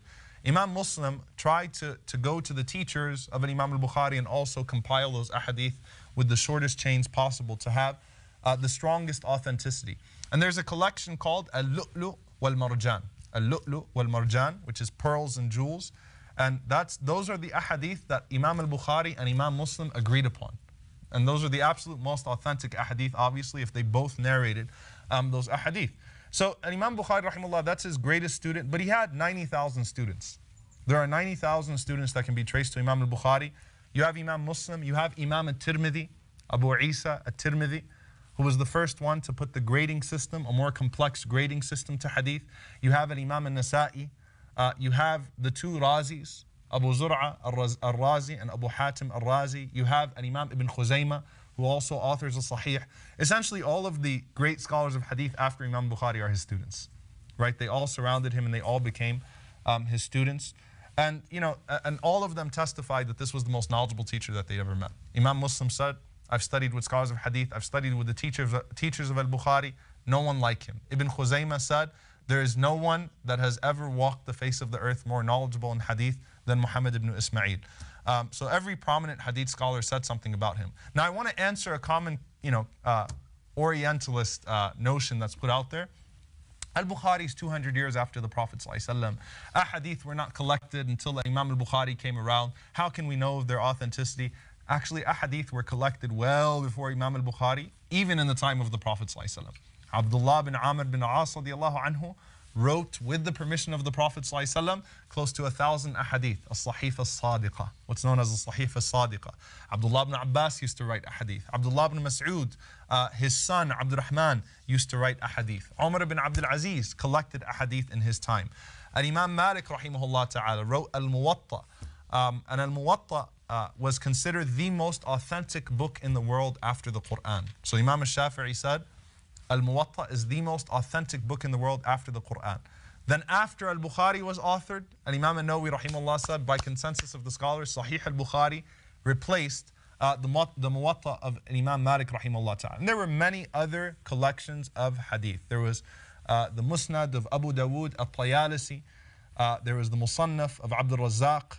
There was the Musnad of Imam Ahmad ibn Hanbal rahimahullah ta'ala, the teacher of Imam al-Bukhari, which is just a huge, if any of you have ever seen Musnad Imam Ahmad, it starts off with the hadiths from Abu Bakr, then Omar, then so on and so forth. It's a huge collection of ahadith. So the collection of hadith was there. People used to collect ahadith. What makes Sahih al-Bukhari so significant in our history? Okay? First of all, there's a story behind the authoring of Sahih al-Bukhari. Imam al-Bukhari says, I'm sitting in the circle of Ishaq ibn Rahaway, rahimahullah ta'ala, and Ishaq ibn Rahaway, after they go through their thousands of ahadith, he says, I wish someone would just collect the most authentic and reliable ahadith in a concise way that every Muslim can benefit from. Just put the absolute most reliable ahadith together that every Muslim can benefit from. Why? Because up until that point, ahadith narrations were for the muhaddithun, right? I mean, they were just all over the place, these huge books, but the average Muslim really didn't have access to read books of hadith and things of that sort, right? So Ishaq ibn Rahaway says, I just wish someone would do that. And Imam al-Bukhari was sitting there, and he says, وَقَعَ ذَلِكَ فِي قَلْبِي. He said, from the moment my teacher said that, it just settled in my heart. So subhanAllah, that suggestion from Ishaq ibn Rahaway earns him the reward of Sahih al-Bukhari, because he was the first one to put that thought in Imam al-Bukhari's mind and in his heart. Then Imam al-Bukhari sees a dream of the Prophet sallallahu alaihi wasallam. And he sees this dream of Rasulullah sallallahu alaihi wasallam sitting down and there are flies in front of the Prophet ﷺ, and Imam Al-Bukhari has a fan in his hand. And he's moving all the flies away from the face of the Prophet ﷺ. So he goes to a dream interpreter and he says, what does that dream mean? And they said, you are deflecting away all of the lies that have been attributed to the Prophet ﷺ.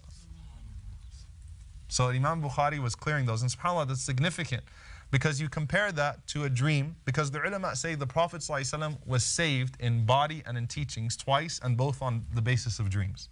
The teacher of Salahuddin, Nuruddin Zaynqi rahimahullah ta'ala, when he had a dream of two men trying to take the body of the Prophet ﷺ, and when he woke up, he sent people to Medina and he foiled a plot of the Crusaders to take the body of the Prophet ﷺ. So that was one. And this one as well, when an Imam Al-Bukhari rahimahullah ta'ala had this dream, and Allah subhanahu wa ta'ala through that preserved the ahadith of the Prophet ﷺ and the authenticity of the sunnah.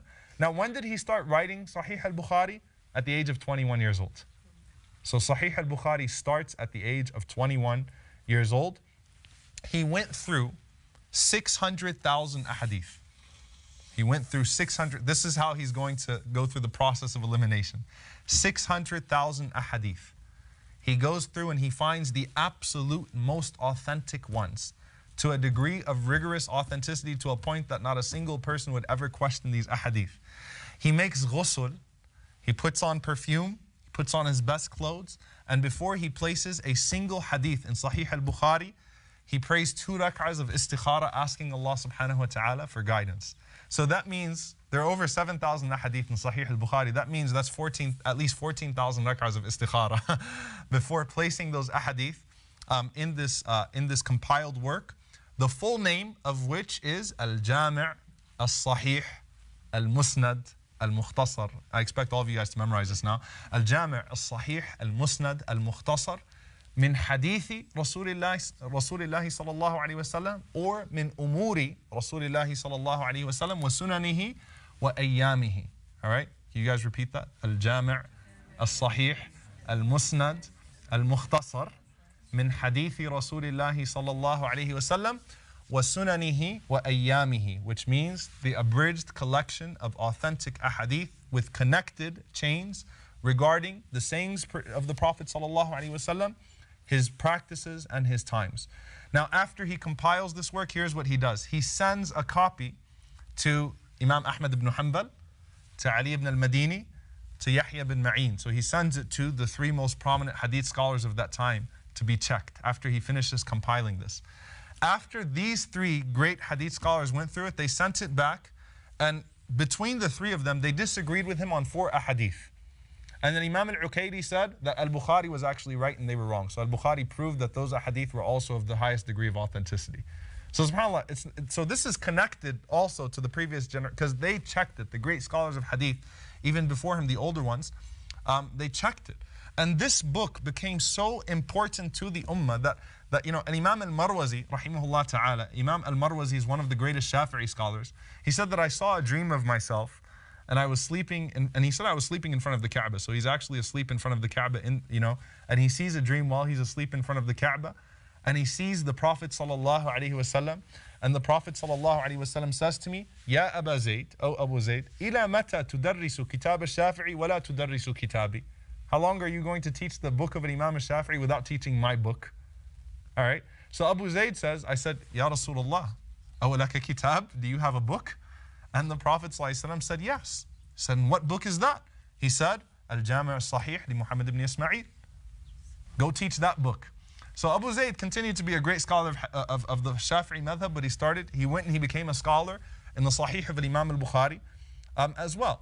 And Imam An-Nawawi rahimahullah says again, consensus, that every scholar considers this to be the most authentic book in the world after the Quran. How much does it consist of? 7,275 ahadith, which includes the ones that have been repeated, because the Imam Al-Bukhari repeats ahadith in different chapters, and sometimes he puts the same hadith with a different chain. So that's 7,275 including those. Then after you exclude the repetitions, it's about 2,353 ahadith. And then you add, he also has some narrations from the companions, about 160 narration from the companions. In total, you're looking at about 2,500 ahadith and sayings of the Sahaba in Sahih Al-Bukhari when you remove all of the different repetitions. Now, Imam Bukhari, rahimahullah, there have been PhD theses that have been written on how he organized his book. Every title is so meaningful, and the way that he starts off is meaningful, the way he ends is so meaningful. So subhanAllah, he starts off with Kitab al-Wahi, for example, the book of Revelation. The first hadith he mentions is إِنَّمَا الْأَعْمَالُ بِالنِّيَّاتِ. The hadith that actions are but by intentions. And everyone will have only that which they intended. Why did he do that? For two reasons. Number one, to remind himself of sincerity, that if this is being done for anything other than Allah subhanahu wa ta'ala, Allah will make this effort nothing. So he wrote that hadith there, and this became a tradition. Almost every book of hadith after Sahih al-Bukhari starts off with that hadith to clarify the intentions. Also, he put it there to show that the Prophet ﷺ was sincere, and that's why Allah subhanahu wa ta'ala bestowed revelation upon him. So even though it's in Kitab al-Wahi and he narrates the hadith multiple times, he does it there. Also, if you're reading Sahih al-Bukhari, you'll see Bismillah at random times, and that's because it took him 25 years to write it. And when he took a break from writing for a while, then he'd write Bismillah again to indicate that he's starting over again. At the beginning, he makes a point in every single title of his Sahih. So sometimes he writes his fiqh conclusion. Sometimes he protests, and what I mean by he protests what people didn't consider to be a hadith. So for example, he has Bab kun fi dunya ka'annaka gharib. That be in this world as if you're a stranger. Some people used to say that was just a saying of Ibn Omar radiallahu anhu. So Al-Bukhari, in order to protest that, says no, Bab kun fi dunya ka'annaka gharib, and he clarifies in the book what part is from Ibn Umar radiallahu ta'ala anhu. Okay? Also, when he quotes a hadith multiple times, he'll choose a particular hadith with a particular chain to match that book, to match it properly.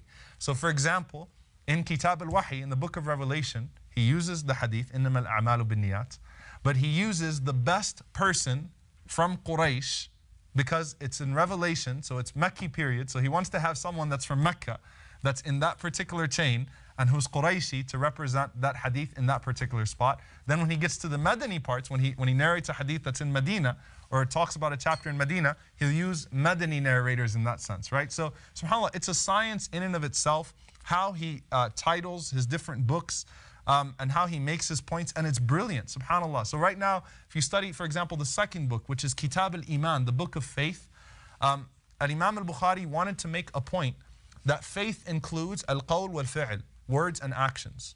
Why? Because there are a lot of deviant groups at that time that were trying to say that, faith doesn't include your actions, or faith is only affirmed through your actions, and so on and so forth. So he wrote, the title of his chapter is Bab Du'a'ukum Imanukum. The book is called Your Dua is Your Iman. Where did he get that from? Allah subhanahu wa ta'ala says in the Quran, قُلْ مَا يَعْبُؤُ بِكُمْ رَبِّي لَوْلَا دُعَاءُكُمْ. Say that your Lord would have nothing to do with you had it not been for your dua, for your supplication.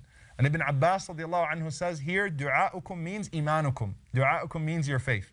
So Imam al-Bukhari, to make his point in the first chapter, the way he titles it, he shows imanukum, du'a'ukum, your faith is your dua. Why? Because dua is an action that includes the heart, the tongue, and every single part of you, and it connects all of the things all together, so he titles it that way. And then he ends his book, he ends Sahih al-Bukhari with the hadith, kalimatan, habibatan, that there are two words that are khafifatan ala lisan, light on the tongue, habibatan ila ar-Rahman, that are beloved to ar-Rahman, thaqilatan ala al-mizan, and they are heavy on the scales, subhanallah wa bihamdihi, subhanallah al-azim. Why? Because al-Bukhari says, I don't want anyone to be overwhelmed, right? This is his way of saying that faith is easy, right? It starts off with a sincere intention, and he ends off his book with a simple action. So Al-Bukhari, again, Sahih al-Bukhari becomes the greatest book, the greatest collection that's ever been written. It has over 300 commentaries. The most famous one, which is Fath al-Bari by Imam Ibn Hajar rahimahullah ta'ala. And to understand the role Fath al-Bari plays, Fath al-Bari to the hadith of Bukhari is like Al-Imam al-Tabari is to tafsir. Like al-Tabari basically put all forms of tafsir into one tafsir, and it became the mother of tafsirs. Fath al-Bari is the mother of commentary on ahadith. And it's such a powerful commentary that a recent, a scholar that lived only a few hundred years ago, Imam al-Shawkani rahimahullah ta'ala, someone asked him, why don't you write a commentary on Imam al-Bukhari, on Sahih al-Bukhari? He said, because the Prophet ﷺ said, La hijrata ba'd al-fath. that there is no migration after the conquest. And Ibn Hajar already conquered it, right? There's no reason at this point to even write a commentary on it. So this is a very powerful book, and it's not the only book he's written. Al-Bukhari has written numerous books. He's written Al-Adab al-Mufrad, right, collecting the ahadith of manners. And he uses ahadith there that are authentic, but here's the difference. In Sahih al-Bukhari, he has Kitab al-Adab. He has the book of manners. But then he has Al-Adab al-Mufrad. He'll put ahadith in Al-Adab al-Mufrad that he won't put in Sahih al-Bukhari. Why? Because the conditions of Sahih al-Bukhari are so impossible to fulfill that literally out of the 600,000 hadith he studied, only a little over 2,000 could fulfill those conditions, because the conditions were so stringent. So for example, the difference, why is Sahih Muslim not as authentic as Sahih al-Bukhari, even though if a hadith is from Sahih Muslim, we say it's authentic? Because Imam al-Bukhari introduced a condition to Sahih al-Bukhari that had never been found before, which is that even if all of the narrators are of the greatest trustworthiness and of the greatest truthfulness, he has to affirm al-luqya. He has to affirm when they met, how they met, and when they sat together, which no one else had ever done. Meaning, if there is a super authentic, like if Hasan al-Basri narrates a hadith from a companion, you don't need to know when, you know Hasan al-Basri, you know who he is, and you know who the companion is. That's good enough. And Imam al-Bukhari says, no, I want to know when they met and how they met, so that I can put it in this particular book so that no one can question it. And that's why the only one that would question, anyone that would question Al-Bukhari is simply ignorant of hadith collection and how it goes in the process of it. So let's get back to his personal life now. And we'll end with that, inshallah ta'ala. We talked about his personal manners, the fame that came with it, right? Now you can imagine he probably had a lot of haters, right? As his reputation grew, especially a 21-year-old walking into cities where they have 70-year-old hadith scholars, and everyone leaves those 70-year-old hadith scholars because they realize that the 21-year-old knows what he's talking about a lot more. Even though Al-Bukhari has the adab that we've mentioned, and he's so careful not to offend anyone, not to say anything bad about someone, he gains his level of haters. So Al-Bukhari, rahimahullah, the way it starts off, he goes to Naysabur. And Naysabur was where he taught Imam Muslim, rahimahullah ta'ala. There was a great scholar there, a great hadith scholar there, by the name of Yahya al-Dhuhali. Yahya al-Dhuhali was considered the greatest muhaddith of that city, right? And one of the greatest muhaddithin of the time. And he was the primary teacher of Imam Muslim until Imam al-Bukhari came along. And when Imam Bukhari came along, you know, he directed people to him, he praised him and everything like that. But Yahya al-Dhuhali realized that his students were slowly decreasing and they were all going to Imam al-Bukhari, rahimahullah ta'ala. So what is the easiest way, what is the dirtiest way and cheapest way to discredit someone? You know how? You label them. You say, he's a Wahhabi, he's a Sufi, don't listen to him. He secretly belongs to this group. So what did Yahya al-Dhuhali do? He did exactly that. His ego got to him, his jealousy got to him, so he told people that Al-Bukhari is secretly from Al-Mu'tazila. And Al-Mu'tazila, this was the group that tortured Imam Ahmad rahimahullah ta'ala. And Imam Ahmad had just passed away at this point. So they were extremely unpopular. I mean, their da'wah was ruined because of Imam Ahmad. He fought it till the end. And they said that the Quran is a creation, it's not the speech of Allah subhanahu wa ta'ala, because they denied Allah's speech, right? So Yahya al-Dhuhali said, I heard Al-Bukhari says that Allah doesn't speak, that the Quran is a creation of Allah. He spread that rumor. So there were two implications of that. One of them, that Al-Bukhari secretly belonged to a deviant group. Secondly, there was this mistrust that he was secretly trying to spread that da'wah, that he was going to take over the city and then he was going to lead you all astray. SubhanAllah, these dirty tactics, they existed even then as well. And unfortunately, Yahya al-Dhuhali succeeded in turning the people of Naysabur against Imam al-Bukhari, rahimahullah ta'ala. Imam Muslim, rahimahullah, who was a student of Imam al-Bukhari, and a student of Yahya al-Dhuhali, he had 10 volumes of hadith that he'd written from Yahya al-Dhuhali. He sent them all back to him and said, I will never take hadith from a man like you. He did away with everything. Now look at the adab of Imam al-Bukhari, rahimahullah. Imam al-Bukhari kept a narration from Yahya al-Dhuhali that's substantiated by other narrators. So it's a hadith that's narrated by others, just to show that the integrity of knowledge is before everything else. So if he says something correct, you still take it. Even though he slandered me, even though he caused all this fitna for me, Imam al-Bukhari, rahimahullah, still kept his name in a hadith chain, but he didn't put his name, he put Muhammad, and everyone knew who Muhammad was. okay, to represent Yahya al-Dhuhali. So Al-Bukhari, rahimahullah ta'ala, at this point, he goes back to Bukhara now. He's 60 years old. Now here's the thing. Al-Dhahabi says, Imam Al-Dhahabi says, that had Al-Dhuhali not slandered Al-Bukhari, he would have been one of the most famous scholars alive. That's why he discredited himself, right? He would have been one of the most famous scholars in history. But he ruined himself by slandering. Al-Bukhari goes back to his hometown of Bukhara, and, you know, people receive him well, and everything's like, okay, you know, you're back home, alhamdulillah, this legend of ours that left, you know, 40 years ago, and that's gone around the world and become the most famous person in the Muslim world, come back to your city of Bukhara, and so on and so forth. The governor puts on a reception for him, and the governor, whose name is Khalid al-Dhuhali, he's not related to Yahya al-Dhuhali, his name's Khalid al-Dhuhali, he tells Al-Bukhari, I want you to come teach me and my kids hadith in our house. Imam Bukhari said, nope. You want to learn hadith, you come to the masjid. And he said, wait, you know, but I just want you to come teach me and I'll pay you well, just come teach me and my kids hadith in the house. He said, no. He said, you want to learn hadith, you come to the masjid. Then he said, fine, well, can I have a particular section in the masjid for me and my family? Imam al-Bukhari said, if you want to learn hadith, you have to sit in the circle of hadith. Khalid al-Dhuhali, he threatened him. And then Imam al-Bukhari, rahimahullah ta'ala, he said that I will never sell ilm for my own integrity, like for my own personal gain. So whatever you do, Allah al-Musta'an, Allah subhanahu wa ta'ala will protect me. Go ahead and do what you're going to do. If you want to learn hadith, you come to the masjid just like everyone else. Khalid al-Dhuhali now starts to slander him as well. What does he do? He spreads the old rumor now that was spread by Yahya al-Dhuhali that he secretly belongs to al-Mu'tazila. And then what he does is he starts to pass fake fatwas in the name of an Imam al-Bukhari, to make a mockery of him. And you know, subhanAllah, this is especially significant in our day and age, like with the internet, because it's so frequent that, you know, it'll show up on Yahoo News or something like that, that this Sheikh, who's a really famous scholar in the Middle East, and I'm not referring to a particular incident, I'm really not, because sometimes it turns out to be true, unfortunately.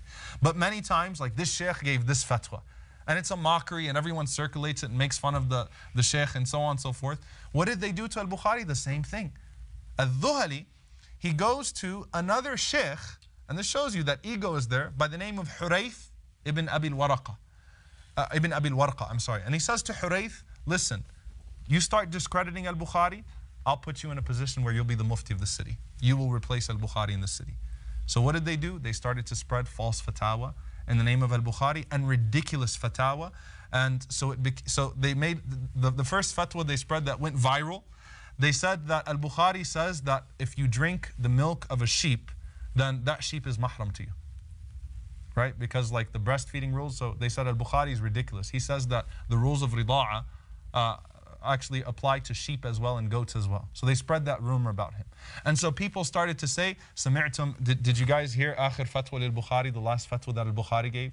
And they'd laugh about it and they'd mock him and so on and so forth. So they hurt Al-Bukhari, they slandered him. And Al-Bukhari, rahimahullah ta'ala, at this point, they spread a fatwa about him that was so bad. He's sitting in the masjid in Bukhara, he's 60 years old, and a group of young men walk in and they say, did you give this fatwa? And before he could even answer, they jumped on him and started to beat him. So this great alim, the greatest scholar in the world, is bloodied up and bruised up, and his credibility is lost. And he's so depressed about that he says, you know what, I'm leaving you people. And he made a dua against them. And you know, subhanAllah, that's permissible to do, right? Against those who wrong you. He actually made a dua against them. He said, Allahumma intaqim minhum. He said, oh Allah, you know, avenge me for what they've done. And he says, Allahumma arihim ma qasaduni bihi fi anfusihim wa awladihim wa ahlihim. That's a powerful dua, which is basically, you know, turn it back on them and their families, and everything they accused me of, put it back on them and their children and their families. Ibn Kathir, rahimahullah, he says that Al-Bukhari, when he left Bukhara, the very next year, Khalid al-Dhuhali got caught with corruption. And the Khalifa sent an order to the people to not only kill him, they tied him to the back of a donkey. Man adali waliya faqad adantu bil harb. Don't mess with the awliya of Allah. They tied him to the back of a donkey, and the donkey pulled him by his legs all around the city, the governor, and the people spit on him, and they lashed him, and they dragged him to prison, and he died in a prison cell. No one cared for him. Hurayth, that scholar, also corruption came about him, and Ibn Kathir says he was tested in every single way that you could possibly be tested with. Disease, hatred, corruption, everything was hurled against him because of what he did. Subhanallah. So that's the power of the dua, and that's why Rasulullah says that dua al-mazlum, the dua of one who is oppressed, there's no hijab between that dua and Allah subhanahu wa ta'ala. It goes to Allah subhanahu wa ta'ala. Even if it's a kafir, if it's a non-Muslim that makes dua to Allah, that's wrong, Allah accepts it. What then of the greatest muhaddith in the world, the greatest scholar in the world, when he makes dua against the people because of the way that they treated him? So Al-Bukhari makes his way out of Bukhara, and he's called by the people of Samarkand. Samarkand, remember the people that put out 400 muhaddithun, and he passed that test with flying colors? They say, come to Samarkand, we'll treat you well. But now those 400 hadith scholars, it was cool when he came here and we tested him, but wait a minute, he's going to come here and he's going to do away with some of us as well. So some of the hadith scholars as well in Samarkand started to spread rumors about him. And when Al-Bukhari heard that there was fitna going on in Samarkand, before he even got there, he said, I don't want to deal with that again. So he went to a small, tiny town called Khartanak. Khartanak, he had a few relatives there. It was on the outskirts of Bukhara. It was between Bukhara and Samarkand, just kind of alone. I mean, he's so disgusted with the way he's been treated by these different people. And this is very significant. SubhanAllah, this man, who's an ayah of Allah subhanahu wa ta'ala, a sign of Allah subhanahu wa ta'ala. I mean, one of the most fascinating human beings that's ever walked the face of the earth. And he was rejected and turned away by the people. And bad things started to happen to those cities, by the way, when they did that to him. And Imam Al-Bukhari, rahimahullah, just went to Khartanak. And in his last year, when he's 62 years old, he spends Ramadan just with some of his relatives in Khartanak. And Abdul Quddus ibn Abdul Jabbar, he says that I heard him in the last 10 nights of Ramadan making dua. And he says, Allahumma qad daqat alayya al-ardu bima rahubat, faqbidni ilayk. That, oh Allah, the earth, though it's expansive, it's suffocating me. I mean, the people, I'm being rejected from all sides. I'm being turned away from all of these cities. Again, the name calling, the slandering, the labels, right? That people that are low have to resort to. And they think they'll crush his legacy and they'll have a legacy instead. But instead, they have no legacy. And it only further helps us appreciate this man Al-Bukhari. And remember, this is the man who narrates in the very beginning of his book, إِنَّمَا الْأَعْمَالُ بِالنِّيَّاتِ, that actions are but by intention. So if this is sincere, Allah subhanahu wa ta'ala will accept. And also what? That when Allah subhanahu wa ta'ala, إِنَّ اللَّهَ إِذَا حَبَّ قَوْمًا, when Allah subhanahu wa ta'ala loves the people, ابْتَلَاهُمْ, Allah tests them. He has full faith in Allah subhanahu wa ta'ala. He says, oh Allah, you know, the world is rejecting me, the earth is constricting, so take my soul, accept me, take me back to you. And he makes a dua as well on the last night of Ramadan, and listen to what he says. He says, Allahumma tawaffani ilayka ghayra maftun. Oh Allah, take me back to you, let me leave this world without being maftun. Like, I don't want to be involved in fitna, I don't want to be involved in these tests and trials. Khalas, I don't want anything to do with these things. And I don't want to be tested in a severe way. Khalas, it is what it is, it's done. Now, when Al-Bukhari makes that dua, look at how Allah accepts this dua. Ramadan finishes. And when I say Ramadan finishes, I mean the night of the adhan of Maghrib. Al-Bukhari is about to set out the night of the adhan of Maghrib, the last night of Ramadan. Ramadan has just ended. It's Laylatul Eid. It's the night of Eid. He just finished his Ramadan. He's about to get on a camel to leave. And as he's about to get on that camel, he suddenly says that I'm feeling weak. I can't get on the camel. They said, what do you mean? You look fine. He says, you know, I just feel weak right now.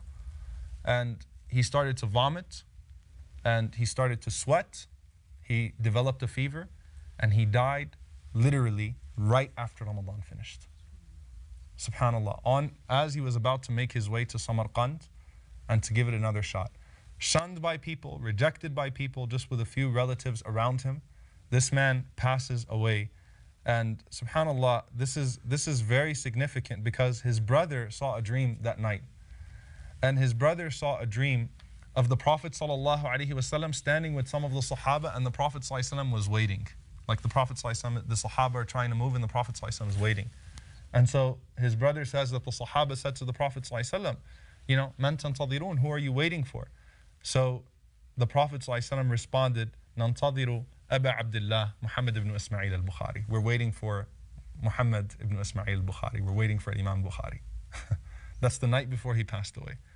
And Imam al-Bukhari, rahimahullah ta'ala, he leaves this world, he passes away on that night, and that was Shawwal, the first day of Shawwal, in the year 256 after Hijrah at the age of 62 years old. Now, subhanAllah, when the people of Samarkand heard that he died and they heard that he was going to make their way to them, they came and they took his body and they brought him to Samarkand and they prayed janazah on him after Eid al-Fitr in the thousands. One of the largest janazahs in Islamic history. So subhanAllah, even though the people tried to turn him away, his janazah is one of the largest in Islamic history.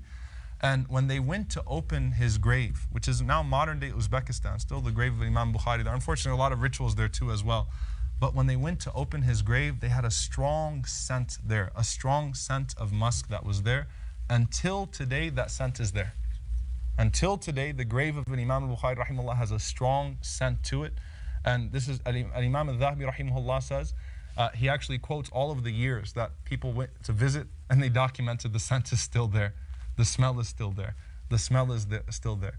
This man that defended the Prophet ﷺ, that left behind, and just think about it. The Prophet ﷺ said that one of the things that a person leaves behind that benefits them is ilmun yuntafa'u bihi, knowledge that benefits the people.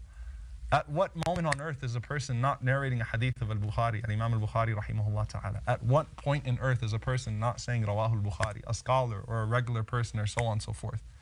You know, this is the greatest legacy that has been left behind of knowledge after the Prophet ﷺ and his companions. And when Al-Bukhari passed away, you remember that dream he had when he was a kid, putting his foot in the footsteps of the Prophet ﷺ? Muhammad ibn Abi Hatim had the same dream. Najm ibn Fudayl ibn Ayyad, he had the same dream. All of his colleagues and all of his students start to see the dream of their teacher, Imam Al-Bukhari, putting his footsteps in the footsteps of the Prophet ﷺ. This time he follows him. نحسبه كذلك. We hope that that's the case into Al-Jannah, into the ranks of Al-Iliyeen, those that are held in high rank. And we ask Allah subhanahu wa ta'ala to have mercy upon him, to accept everything that he's done for the sake of Allah subhanahu wa ta'ala, to accept all of his effort for us, and we ask Allah subhanahu wa ta'ala to accept his sincerity and to make this a legacy that we can benefit from, inshallah ta'ala, and that we can continue with, bidhnillahi ta'ala. Don't leave yet, guys. Jazakumullahu khairan to everyone who tuned in today. We have a special announcement, and to make that special announcement, there's a brother that's here, and you might have seen him by now. He's not a jinn, all right? Though some people assert. I'm going to hand it over to Ustad Omar Khan, inshallah, to make an announcement. Barakallahu feekum, jazakumullahu khairan for attending. Assalamu alaikum wa rahmatullahi wa barakatuh. Don't look at my notes. I will totally look at your notes. Assalamu alaikum, everyone. Bismillah wa salatu wa salamu ala rasulillah wa ala alihi wa sahbihi ajma'in, thumma amma ba'd. I'd like everybody here to know about a really exciting announcement that is really a new chapter in this story of Bayyinah that is opening tonight, inshallah ta'ala. I'd like to start with a small example that a friend of mine once gave. Imagine you have a person who wakes up in the morning and remembers nothing about what happened more than 2 days ago. So his entire memory is reduced to the last 48 hours. And if you have a person like that who can't remember anything more than 48 hours, it can be said pretty safely about such a person that they don't have any identity left. Because your identity is made up of your entire life memory. This is what makes you who you are. The Prophet ﷺ describes this entire ummah like one body. It's a famous hadith. You guys are familiar, right? And describing the entire ummah like one body is like describing the entire ummah like one person. And if a person doesn't remember anything except what happened a few days ago, then they have no identity. So if this ummah doesn't remember what happened in its history, then it could be safely said that this entire ummah has no sense of what? Of identity. So one of the things I realized in this work, as you guys know that our focus has been for a long time the Arabic language, and even that for the purpose of furthering an understanding of the Quran. But what the Quran does is it opens up and highlights which areas of knowledge deserve attention. And one of the core areas of knowledge that deserve like immeasurable amounts of attention is an understanding of history. History at large, and especially Islamic history. So alhamdulillah, thumma alhamdulillah, Sheikh Omar Suleiman. We're very proud. Not only is he a part of Bayina, but actually he's the head of the history department at Bayina now. That's correct. Bayina now has a history department, inshallah ta'ala, which will be making several contributions with him and people that will be working with him and his team to help bring to light these lost treasures in our own history that can hope, and the more we hope to bring light to these subjects, the intention behind it is that we end up actually not discovering who these people are, but more than anything else, reaffirm our own identity. That's the purpose behind it. So I'd like everybody that's watching, you guys, to make lots and lots of dua for this new venture. And hopefully this is something, by looking back into our history, we hope that we bring light to our future, inshallah ta'ala. Make lots of dua for him in this new responsibility. For our Bayina TV family, you guys, if you are going to tune into Bayina TV, log in. You're going to see a history tab, and by Sunday, inshallah, you're going to see the first history course already posted on Bayina TV. I'll let you check it out what it is by yourselves. I'll leave it a surprise for now. Barakallahu li wa lakum. Assalamu alaikum. Thanks so very much for tuning in.